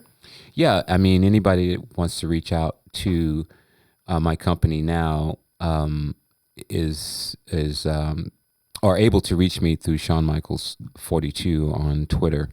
I took down my Instagram page, which was also Shawn Michaels 42, simply because I guess with being popular and some amount of fame, people want to impersonate you, which I've had people impersonate me twice on Instagram, and I've told Instagram about this, but they have yet to do anything about it. So I actually took my page down. So I just have a Twitter page, and I have a Facebook page on my Shawn Michaels Entertainment domain. But it's more important these days for entrepreneurs to cater to their fans directly through OnlyFans, mini vids, building your own small site and or tube sites, because you can sell 24/7 that way. All you got to do is provide new content, and you'll get paid to your site or to whatever platform you're. It's a whole new world. It's a whole new world. You don't even need a site anymore. You can just go sign up, give them your credentials you need, or you have to prove that you're a citizen, and you have a bank account, and you have a legal ID, and then you put up your content. That's crazy. And it was a long time coming, but you have to understand that the world's watching what's happening to it, and they see that, wow, there's a lot of tube sites on porn. People need a place where they could go and have their own new content. And all they got to do is provide the content, and we'll take a small percentage. And that's what OnlyFans and MiniVids do. They take, what is it? My subscription fee is $9.99. So they take like $2, $3. So I get like $7.99. So like $2 they take. And then after 1,000 or 2,000, you know what I mean? You know what I'm saying? And so I took my site down because it needs to be a membership site. For years and years and years, it was only an information site, which was just, no fault of anybody's, but we know that we can do so much more as a membership site. So I'm building new content for that, and probably going to have a relaunch of ShawnMichaels.com next summer with a whole new genre of content, including my T-Girl content. With the with T-Girl. With university, too. With the university as well, and just more access to the services that Shawn Michaels Entertainment provides. And also looking to do stuff that is like charitable stuff for the community in Vegas, with just different things that help out the community, just because that's what kind of guy I am, you know, local, this, that, or the others. Because I'm a family guy, and it doesn't matter what you do for a living. It's about, well, does matter what you do for a living, but it's in the sense of like, well, you're not, whatever you do, you're not hurting anybody kind of thing is what I'm talking about. So that's why I feel like even though, you know, porn is so tabooed still, that America is starting to change a bit. And rightfully so, because honestly, the future is going to be run by our kids, and they're not going to have a lot of this bullshit that we got right now, because they just see it's like, what is racism because of what? It's this because of what? We can't do this because of what? No, it's the bullshit. So the younger generation, even though some of them are being taught how to assimilate this generation, I believe there's enough smart individuals and educated individuals that are coming along, our kids, that are going to be able to go and change things around. I don't know if they can save the planet, but they can change how their kids will live to some degree in a better world. People are becoming so mixed, and you know, right now it's going to be trippy. But let me ask you this: is there any co-stars that you didn't work with that you missed out on? Mm-hmm. Tell me those. Yeah. Jenna Jameson, I wanted to work with her. Co-stars, you know, you worked with her, didn't you? Yeah, she was great. Was she? Cool, and she had some good stuff. Oh my God! Thanks. Something about me and her. We had a chemistry. I saw that. Right? I saw that. Chemistry, and it probably didn't hurt the fact that she had some real magical stuff. So altogether, it was beautiful. Raquel Darian. Oh God, I wish I missed that. Her boyfriend hated on me, and right, whatever. You know, yeah. She was beautiful. No shit. I'm with you on that one. You know what I mean? I have to say, I have to put her in here because finally, but I haven't had her one-on-one yet. Marcus and I did a scene with her several years back, but Janine Londonmule.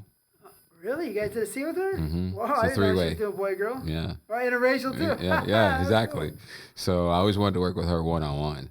Yeah, she has something about her, right? Something. But the thing about the something about them is that they want you. Oh yeah, well yeah. And that it's cool. Like, oh shit. It's like when you see a girl on the street, she gives you that 3-second look. She wants you, right? She has something about it. I did a tease with her. I think I masturbated. I can't remember, but she was cool. She didn't do anything, but yeah, I did. Yeah. Dancing around, whatever. Yeah, and the Asian lady Tara Patrick. Tara Patrick. Oh yeah. She Asian? She's part Thai. Part Thai. Asian. She used enough. to call herself a Jewish Asian or some crazy name. She's definitely one that I always wanted to. I mean, her face was unreal. I mean, when I took a picture of her face on camera for my movies, everywhere I went, her face was perfect. I mean, really, captured well. So she was a beautiful girl. So, or maybe still is, Yeah, I mean. You missed out on those, yeah. But it's okay. I mean, Julian, I was talking to because he wanted to work with Inari, and she's in Vegas now too. And we just went to a thing, Inari Vox. Who wanted to work with her? Julian. Oh yeah. And she's still wild. Yeah, but she's still looking good though. Yeah. It's like she's gaining a little weight, but it's all good. But she's in Vegas doing her thing, and she's DJing now. Really? So we went to a party that she did like 2 weeks ago. She was doing a topless DJ thing. It was pretty cool. Yeah. And some other people there. But again, I need to get out more because I met some cool people. They're into production. They're like, hey, we can facilitate some things you want to do here. And all were like, Mr. Michaels. I mean, it's just like. That was nice. They always got a lot of respect for you. It's the thing. I watched it firsthand. Mr. Michaels, I'm like, hey, I'm TTBoy. Right? And it just, again, because I'm Dre from the block in Bed-Stuy, and it's good to know that I've had a good positive effect on pretty much every nationality. Yeah. And that was one of my goals, is to be able to be liked in this business and not be shunned because, well, you want to work with white girls? Oh, that's not going to happen. Okay, you can work with white girls, but you can't work with the top white girls. It's like, oh, okay, well, they want to work with you now, so I guess we have no choice. And it's like, no, you don't.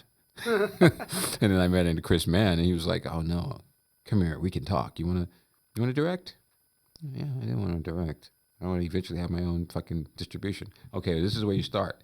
So he started teaching me the ropes. He goes, you start here, Really? you do That's nice this. of him. And he did. Him and Gabor. Remember Gabor? I love Gabor. He's a very Gabor nice gave guy. me Gabor gave me one of my first budgets to do Girls in the Hood. Yeah, he wave. Love Sisters too. Another sister lover, Hungarian. Yeah. I know. So Right. remember, let's think back before you got into business. You know, like I did, you know, but I was always mesmerized. But I want to ask you a question. What actors, you know what I mean, that you met in the business, that you saw before performing, that you said, whoa, these motherfuckers are cool. You were like starstruck. You're like, whoa, this is cool to meet this person or that person. I'm saying the males, male actors. That was Peter North for sure. He was one of the first persons I met. That was as a performer, and then I would have to say it was John Leslie, because he was the other person I worked for after going to Italy with Peter. I came back to work for him on Over the Night with Sherry Taylor. And I just like John's style. He was always cool. If you see him in John Leslie's style, Oh yeah, he's great. he was just so Style. cool as an actor. You know, he could have been a mainstream actor for sure, Passion. easily. And so Believable. I mean, he was just great. I was like, dude, this guy's got chops and everything. He's Right. he's everything that you want a director to be, a guy to be in this business. And then seeing some of his scenes, and then who else was? It was. I liked the FM style because he had a style that was different.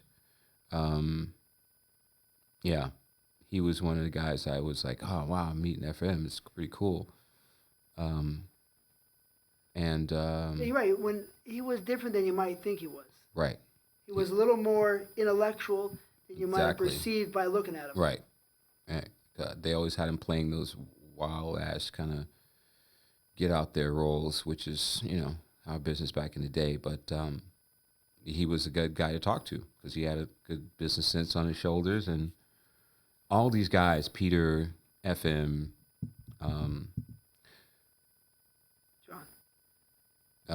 John, Joey, Silvera. Joey Silvera, Unbelievable. John Stagliano, all these guys gave me an up in the business, where I was just more than a black performer. I was an up and coming black performer, but I had promise of doing more, and that was it. That was the boost that I needed. But cool guys, those guys. I mean, Joey and Peter North and John Leslie, unbelievable. So here brings me to another question. What would you say to people about working side by side with TTBoy? What kind of performer was he? What kind of guy was he? Yeah. First off, I would say bring your A game, because you're going to be working next to a guy that is kind of he's kind of like a cyborg. He can work under any conditions, and he's a strong performer, and it's just you gotta be able to match that to some degree, or not necessarily match it, but you need to be able to bring the heat, because he's bringing the heat, and as a performer, you have an intensity level about you that every girl seemingly wanted to get to know, and every girl that worked with you, oh yeah, I love working with TT. That's why you worked a lot too. People were like, oh yeah, and people don't get it. It's your recommendations too.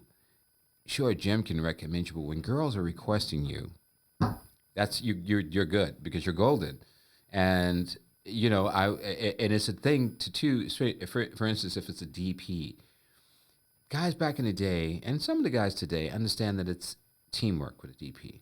Both dicks need to be hard. Both dicks need to be going in and out. So it's like, okay, check and see if your buddy's good. You good down there? Or whoever. So it shows a camaraderie that you guys are teaming up to make the scene the best possible scene it could be. Plus, the girl, if she's doing DP, she wants a DP. She doesn't want one dick that's limp noodle and the other dick is erotic. It doesn't work. So be ready to communicate, because you don't talk a lot in your scenes. You just do your scene. But when you have respect, because there's some guys I know you work with, you're just like, okay, I'm going to just fucking crush this guy. You're just going to crush him. I'm like, uh-oh. You know? You see me doing it? Yeah, I see you doing it before. It's like, oh, he's not letting up. He's just like, and then... Roberto Malone, I got him in Spain. Yeah, and that's the thing. So... Don't fuck with me, Don't right? fuck with you. Come prepared to do a good, strong scene and have the camaraderie, because this guy, he's going to be there for everybody, meaning that, he's coming to do his job. He's going to be prepared to do his job. Even if this is like his third scene of the day, it's going to be like his first. So that's why I tell people, really come prepared mentally, physically, and don't try and outdo you. That's not going to happen. It's not about, well, let's see, because remember girls who squirt?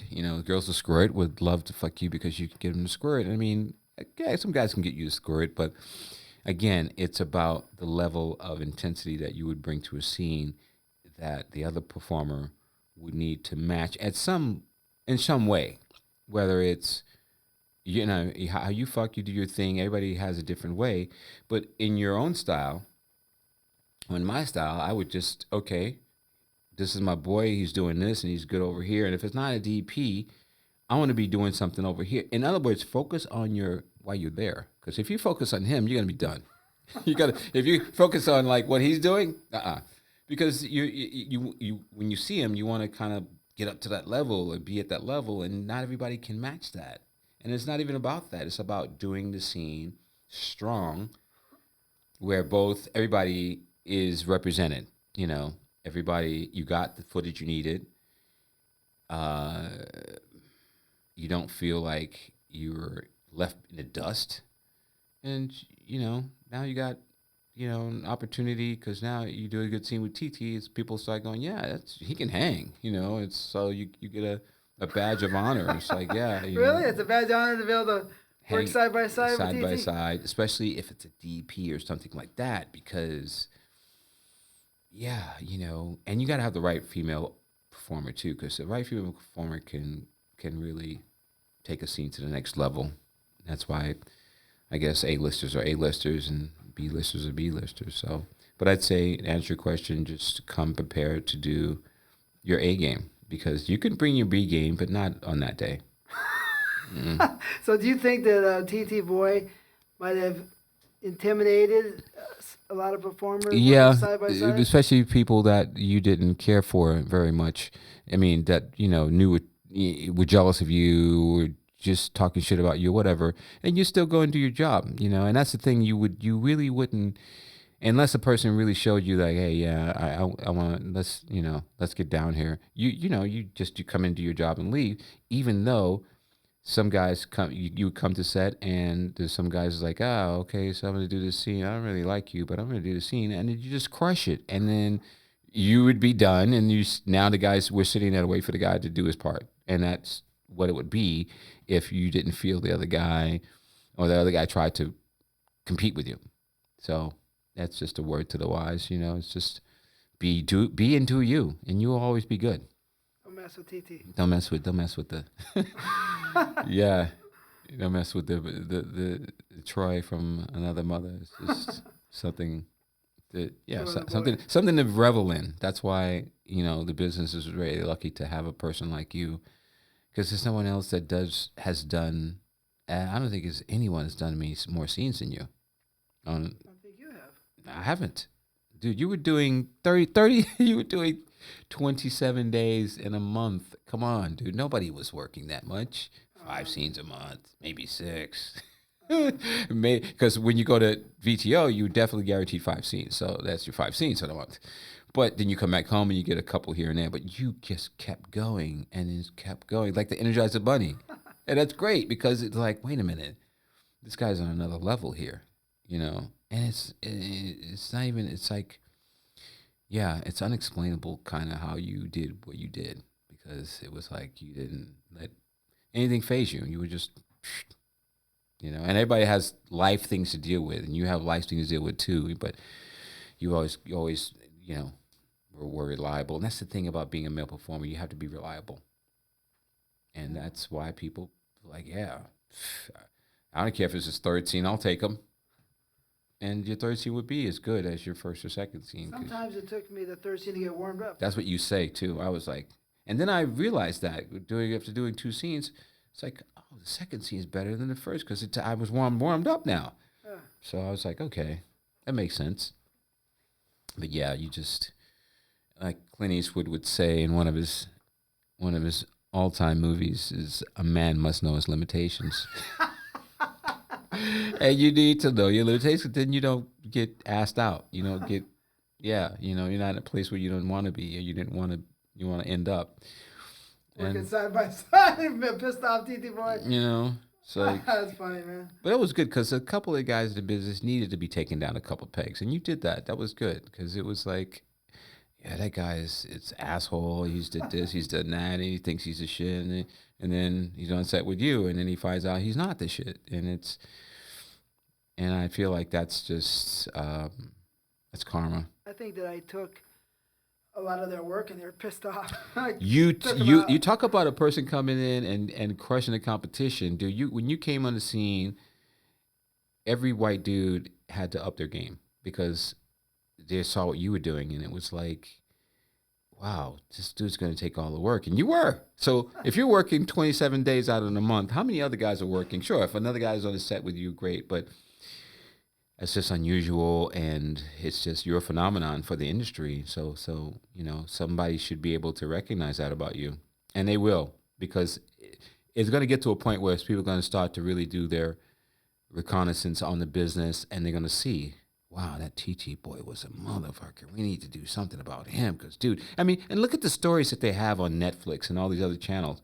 Really? That got made in a fucking movie? And you guys won't do a movie about the real deal here?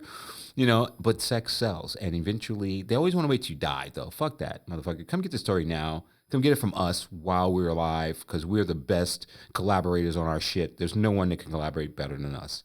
So let's do it before we die, okay? But it would be so entertaining because, you know, your background, where you've been, what you've done, your upbringing, you know, what your vision. You've done a lot of, dude. Yeah. You need a statue somewhere in the business. And then Jim is the person who gave you a start. Yeah, God bless him. I mean, if it wasn't for him, I would never be here. You know, I tell him every time I see him. You know, he gave me that chance. That's got to be a great feeling for him too, and to see your success and everything, because, you know, you needed somebody to give you a leg up to, and he was the guy, and he always supported you. Yeah, you made him a lot of money, but, you know, he was good to you too, and that's what good relationships are built on. You know, yin and yang and give and take. So you guys still have a great relationship. Yeah. So let's go to some lighter notes. I appreciate all that beautiful, you know, what do you call it? Praise, I guess. Praise, right? Mm-hmm. I mean, it's very nice. Thank you. It's makes me feel good. Thank you. It's give credit where credit due is what people say, and it's true because and not everybody does though, because, you know, people find reasons not to speak the truth, and that's the truth, that you were the guy that really, when you came on the scene, there was nobody quite like you doing scenes day in and day out, different companies, every company, and everybody wanted you on their set. So go figure. You must have been doing something right? Yeah, it was a great time for me. Uh-huh. So on a lighter notes, do you play any music, instruments, sing? I dabbled with the guitar when I was in high school, yes, and then so a little guitar, but not very much. That's it, because I wanted to learn how to play guitar and piano, but I didn't get any further with the piano except just sit down and play with it for a second. But no singing. One of my sisters is a singer. She's got a good voice. She could be a professional singer. But getting back to me, drawing is my thing. I love to draw. I like to paint, and I love to sculpt. So those are the things I like to do. Other somewhat talents, So, God okay. given. That's cool, drawing. Are you a good drawer? I believe I'm a pretty good drawer and a good painter as well. Depends on what medium I'm using. If it's watercolor, oil, charcoal, and then I like to sculpt too because I think the figures that I come up with and just different things that I've sculpted in the past have been kind of fun. But it's inspiring. You have to be inspired to do those things. I haven't been really inspired to draw or paint for a while, but maybe if I could get myself a little canvas and sit it up in my living room, there it is. Go to it. It's like my gym. It's right outside on my patio. I don't have to go anywhere. It's right there. So it's kind of like it hits you in the face every morning. Okay, here I am. And don't forget about me. Here's interesting. So you said a lot of people recognize you. Hmm? What celebrities have came up to you? Mainstream celebrities, sports, movie stars, musicians. That would be, A lot. wow, a few, yeah, because Herbie Hancock supported me in my parties, the Shawn Michaels erotic balls from day one, and came to every party for like 4 or 5 years that I would have in Vegas after the AVN Award show.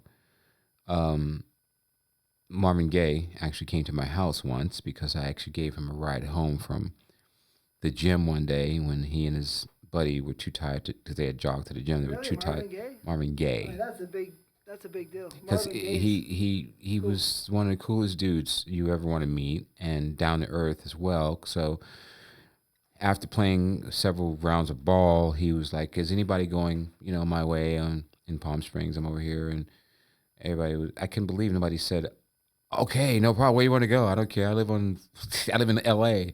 But and nobody said anything. I said, "Marv, right over here." Tornado outside, 71. Oh yeah. Well, So I gave him and his boy a ride home, and he invited me and my boy Daryl from Yonkers, New York, into his home. We met his mom. He goes, "You guys play pool?" I go, "Well, not very good," but he says, "Come on in the pool room." We get in the pool room.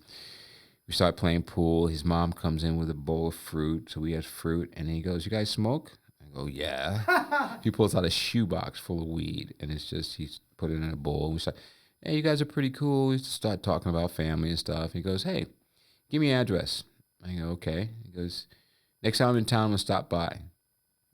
Okay, right. Marvin Gaye is gonna come to my apartment. Don't you know? It had to be like 2 months later. It's on a Sunday afternoon again. We're all sitting around after playing ball all day, drinking beer. Like 5 of us in my apartment. It's a knock on the door. The sun just went down. I'll never forget this. Watching Sports Center. "Who is it?" "It's Marvin." "Marvin who?" "Marvin Gaye." Right, motherfucker. Stop bullshitting. Who's this? Go to the door. Open the door. It's Marvin Gaye. Everybody in the room flipped. Couldn't believe it. Scrambling for something for him to sign. I got a picture from when I was in high school in dance class, and he signed it. "Peace, be in peace, love to Andre and family." And I still have it on my wall at home in Vegas. And in the next year, his dad shot him. Yeah, so. I want to touch base on something that makes me wonder. I want to see your opinion on it. It seems to me that we're an evolving society, supposedly, right? Mm-hmm. And from what I've seen over the last 10 years, mostly, is that our freedom of speech is being taken away from us, ripped out. Because, for example, if you say, before you could say any word against anybody, deal with the consequences. Fred Sanford, what would happen if Fred Sanford today, for Sanford and Son, where would he be? Right. You know what I mean? This is how do you feel about that? I feel that, again, we live in a society, and it's not just America, it's most of the world too, to some degree, that is very hypocritical. And super to a point of detriment, because when you try to stomp out someone's free speech or way that they can just be themselves, it's just not right. It's not what the human condition is supposed to be about. You should be, as much as possible, supportive of other people. Again, even if you don't understand why they do what they do, as long as they're not hurting people, or even if you think, okay, people get addicted to porn, people get addicted to a lot of things. Um, it's a balance there, and but it shouldn't be someone who has never been on a set or who's never talked to anyone in depth about the porn industry at any level, but particularly as a sex worker, director, producer. I mean, just in complete general, just walking the streets, and if you say anything out of the ordinary, That you should be allowed to speak your mind, um, but okay, you should be allowed to speak your mind until it comes to a point of where you're. And I say this because we had a girl in the industry that got bullied into suicide last year, somewhat. So yeah, I feel like if it wasn't for people like Norman Lear, who put out All in the Family, Sanford and Son, these people were able to say how they felt about their community, about society, about politics. That was important. Um, we have still some of that, but I feel like you're right. It's you really have to be careful these days, and it's just not. You should just be able to speak your mind, but not necessarily be offensive to anyone, like with vile and stuff like that, because we don't need that. But if you think a person is some way and you want to say something about it, I mean, people still do it anyway these days. You know that, because that's just even if they're going like this. But if you know, if like a girl, for instance, a girl walking down the street and some guys whistle at her, a dude walking down the street, some guys whistle at him. How do you take that? Well, you're attractive. That's how you take it. Not necessarily it's a gender thing or anything. I have a lot of gay men that like me before I even got into business that like me, but that's because I'm like that like, and they don't. In fact, most of the gay men that I've come in contact with have always been respectful of me and my space and my time and just who I am. So it's always been from a respectful level. I only see it mostly from dudes that are standing on a corner or whatever, being disrespectful to a woman. That's really uncalled for. But I think you should also have the opinion, have the right to speak your opinion, as long as you're not really doing it with vile, because you're not trying to hurt somebody. You just say, well, that person really hurt. But that's the case, and that's what it is. It's like they were talking about comedy recently and what comics should say and what they shouldn't say. yeah, perfect example. Yeah, how are you going to tell a comic, specifically like my main dude, Dave Chappelle, who people say we look a little bit alike, and we've actually been in the same place at the same time. It's a long story. We'll get to that one some other time. But his style has gotten him a lot of ridicule because he said he used the word faggot, and people got all of him for that. Or he was, the transgender community got on him. It's like You can't say anything. yeah, what can you talk about, and how can you talk about it? I mean, that's it. So as a comedian and being true to who you are, nothing's off limits. You should be you talk about anything and everything under the sun. We want more gun control for people to stop being shot up. Well, someone makes a joke about that, and some people get offensive, but other people know that it's just a joke, and the fact that we need gun control in this country is just the bottom line. I mean, people can go buy guns anytime they want. and they still can get the assault weapons anytime they want. That needs to stop, bro. If you want to stop getting 50 people killed in, under 5 minutes, you got to stop. You got to have some kind of, and not mean that you got to take away our guns, but the assault weapons. What the fuck are you gonna do with the AR-15 but kill a bunch of motherfuckers? A shotgun is used. I have a shotgun for my house. I have a pistol. Those are the things. I go to the range. But those are things for home defense and defense of my personal being. I don't go. You can open carry in Vegas too, but I don't open carry. It's not, what am I crazy? Yeah, the fuck. All right, here you go. Wild Wild West for real. No, So and places like, I give them credit. Like Walmart has did a thing where you can't open carry in their store anymore. They took guns completely out of the store. Did they? Excellent. But there's some places that won't let you open carry in the stores anymore because it's just scary looking. And look what's happening to people who are. Is it open carry, or is it just the people sneaking around and then setting somebody up? Just plotting and then carrying out a plot. Right. Well, since open carry is legal in Vegas, I think it's more about, the people who are plotting or seemingly plotting. For instance, if you have all this ammunition, what the fuck are you gonna kill? What? 50 bears? 50 what? What are you doing? No, it's something's up. So that's where, we got to pay attention to why is this person, and some of this stuff has been thwarted because people have been paying attention. Oh, that dude did this and is that, and then sure enough, they go behind him and follow up with him. He's got an AR-15. He has a bunch of fucking ammo in his apartment. What are you doing with all this?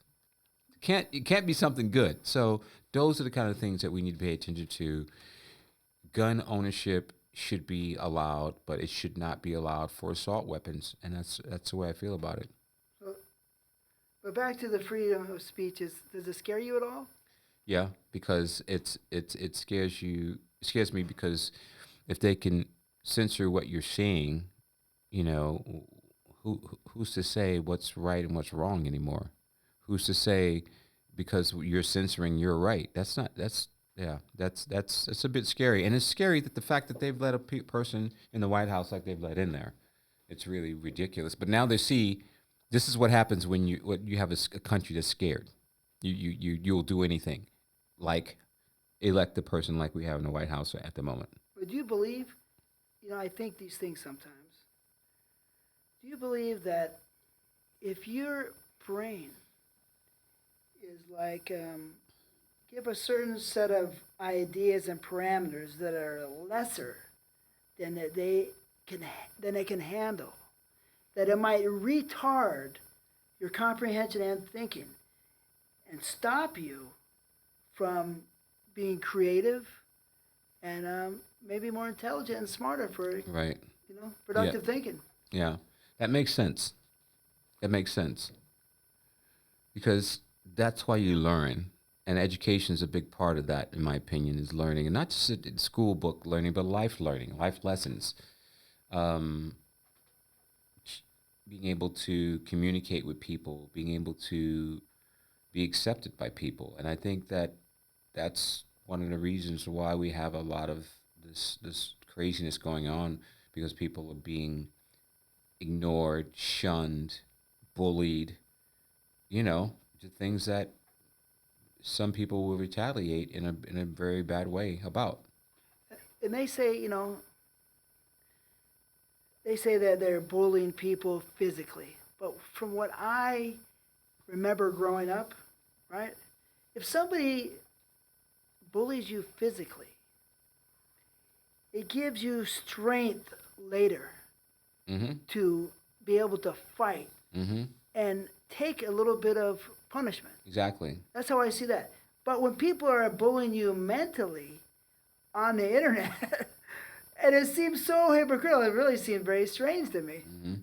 But and that's true, because they can hide behind a Twitter page or a Twitter account, like with all social media, and then spew hatred, spew venom against people they don't even know, just because of race, creed, or color, and choice of living and choice of life. and how you live your life. So, and they have no clue of who you are as a person. Those people, those are the ones that make the internet a bad place because they're miserable. We all have insecurities, but they let their insecurities come out in a different way.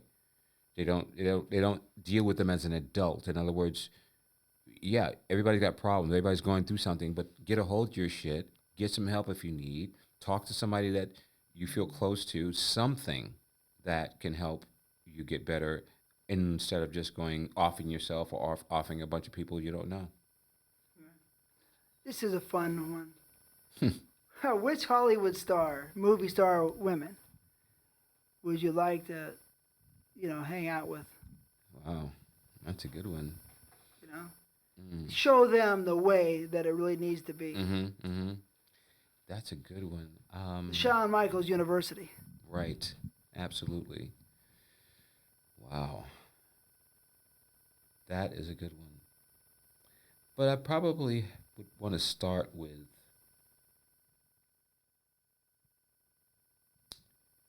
Yeah, somebody like Jada Pinkett. Yeah, Yeah, really? yeah, because she's genuine, she's real, and yeah, I just have a thing about her, and I just think she would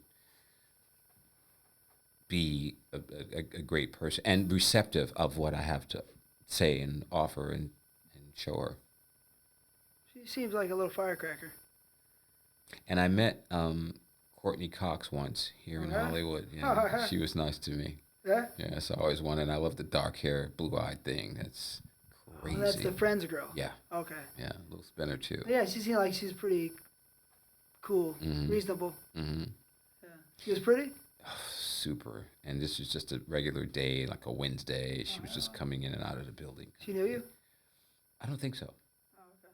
But then I don't know because I got the 3 second thing, but I don't know. It didn't go any further than that, so I don't know. But I knew that's when I was really popular too. That if you were watching any IR, you definitely saw me.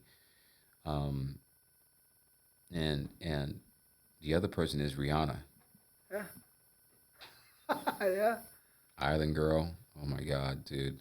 And just the fact that she's taken her life and done good things with it, but still is active in, the social arena, I love that. And she's so sexual. It's just ridiculous, dude. So JC, thank you. Beyonce, thank you. Yeah. Oh, hold on. I was gonna say something right about that. But yeah, Rihanna is an amazing person. That's ironic because I have this on my next: Janet Jackson, Beyonce, Rihanna, Madonna, or Britney Spears. Yeah. Wow. Madonna. Yeah. Yeah. We know she's. Yeah, we know she's good to go pretty much, and we're around the same age too. So, yeah. She's an amazing icon. One thing Dennis Rodman did was good, really good, was getting with her. I think she taught him a few things. I would say to some degree. I don't know if that's true or not, Mr. Rodman, but I would venture to say you guys taught each other a few things, and it was a pleasure to see you guys together. An incredible woman, huh? Oh, and she's still, dude. She's 60 now, and she's just so still tantalizing and entertaining, and just what you want. Because when we grow up with a talent like that, from Borderline, Yeah, I love it. Holiday. In fact, when I was DJing in Palm Springs, Like a virgin. guess what my call sign was in Palm Springs as a DJ? I don't know. Holiday. Oh yeah. You want to know why? Because they said every time you played, it was like a holiday, and that was on the weekends, during the week. I would turn it into a party, even on like a off night, like a Thursday night, because I knew the music to play. I knew the locals would coming, and I would turn into a party. So that's why, like, dude, you're making our fucking Wednesday and Thursday night rock, because you don't see a black DJ. The only place that had a black DJ was Saturdays, and it was. Oh yeah. Saturdays was the place. It was too dry before. It was too dry before. And the thing about it was a little Italian type restaurant place with an outdoor patio and red brick and everything. And they had a great dance floor and a great DJ booth. But the DJ booth was so small. It was like built for a person, a short stature, and I'm like, wait a minute, how am I gonna get shot? But I got in that fucker and I rocked it, dude. They were loving it, and it became the club to go to on Friday, Saturday nights if I was playing. Who's playing? Because they had another guy that would come in too on an off night, and sometimes they'd give him a weekend, and it was like just never was the same. So I had people coming from all over L.A., Orange County, San Diego. Madonna helped bring it. Oh man, I played sets with her that would amaze you. I mean, I would keep people on the floor for like a good 30, 40 minutes. She came right at that cross of 80, Yep. 70, 80s. Yep. So she must have caught an influence from the disco Yeah, and the new wave idea or something, right? yeah, yeah. Because She's I love, right. yeah, and and it was down the such middle. uplifting music, and her voice was pretty. Yeah. People might say, "Oh, she's not a good singer." I thought she's a good singer. She has good pipes. Still Yeah. has good pipes. Beautiful. I had a huge crush on her. That's ironic. Hmm. But actually, I'm gonna tell you a secret: that one day a makeup artist had her number and called her, right, and said supposedly she liked Puerto Rican guys, right? New York, Puerto Ricans, whatever, right? Right. You know, I'm Puerto Rican, Hmm. and I said, "Hey, baby, this is TTBoy. I got a big one. What's up?" She's like, "Huh?" Obviously, I said the wrong words. Right, I was right. just a little crazy. Right, right. I was like, "Really?" She hung up on me. But anyways, Wow. that was a mistake on my part. Yeah. Wow. Sorry, Madonna. Yeah, he was just young and Yeah, just she trying was- to get in there. Unbelievable crush. I dreamed about her probably for 10 years straight. Well, Anyways. Miss Madonna, Iris Chicon is her legal name. Thank you for so much you've given the world because we needed it, and it's all about something that Jackie Robinson said also is, if you're here and you're not helping other people to be better and just in helping in general, then what are you doing? So she's helped so many people through her music and through her social stance, and just at different levels, and it's enduring. So her music will always be respected and carried forward because of the things that she stood for and stand for still. She's just an incredible, unforgettable, beautiful woman. Here's one. We're at the very end here. This is very interesting. I want you to know. And maybe you already know. Mm-hmm. But Europe Mm-hmm. plans to have mining on the moon in 2025. By 2025, they're going to be mining minerals there. Europe Interesting. is already planned, right? What's the chances of an alien ship filled with hot alien chicks stopping by looking for Shawn Michaels to set a new trend? I have to say, first of all, I do believe that there's other intelligent life out there. And who knows how advanced they are or where they are in, like, how they plan on growing their future in the solar system as far as the Earth is concerned. But I do believe that they're out there, and if that happened, that would be just something. I always think things happen for a reason. So if something like that happened, it was meant to happen because not everybody believes that there's intelligent life out there outside of us. And if you call us intelligent, then really, are we intelligent? Yeah. How We do a lot of intelligent- stupid things. Yeah, a lot of stuff. So I admit to it. killing the planet that gives us life, it's not very smart. But the point is, I would be more than receptive to that because I know that would be wow. Okay, it's almost, I'm trying to say, it's like doing T-girls because it's like, whoa, this is completely different, but it's good. But you're down. Yeah, and I'm down. and it's about beauty too, and inner beauty. So if that's there, then I'm good to go. Imagine that. Imagine we're on the moon because, the plan of a lot of people is to have the moon populated, or especially Mars populated. Mm-hmm. But, Mars or the moon or whatever, some, planet or moon in the solar system Right. is available for us to stop by. There's going to be some Martian chicks or alien chicks, And be we down. get to make a movie with them. That would be definitely the next level of adult entertainment. I mean, I hope that we get to see that. Yeah. Whether we're old as hell, Right. we can't do it, but I hope we get to see it. That's it. You know, it's just seeing something progress. I don't necessarily have to be the person that actually is doing that, but seeing it happen because of things that I've done in the past to help it to move forward. That's important. And sex helps people move forward because when you have the release that sex gives you, you're able to now, it does so many things. That's why I love biology to your body that are good. The endorphins, keeping your not just your pressure down, but you know all the negative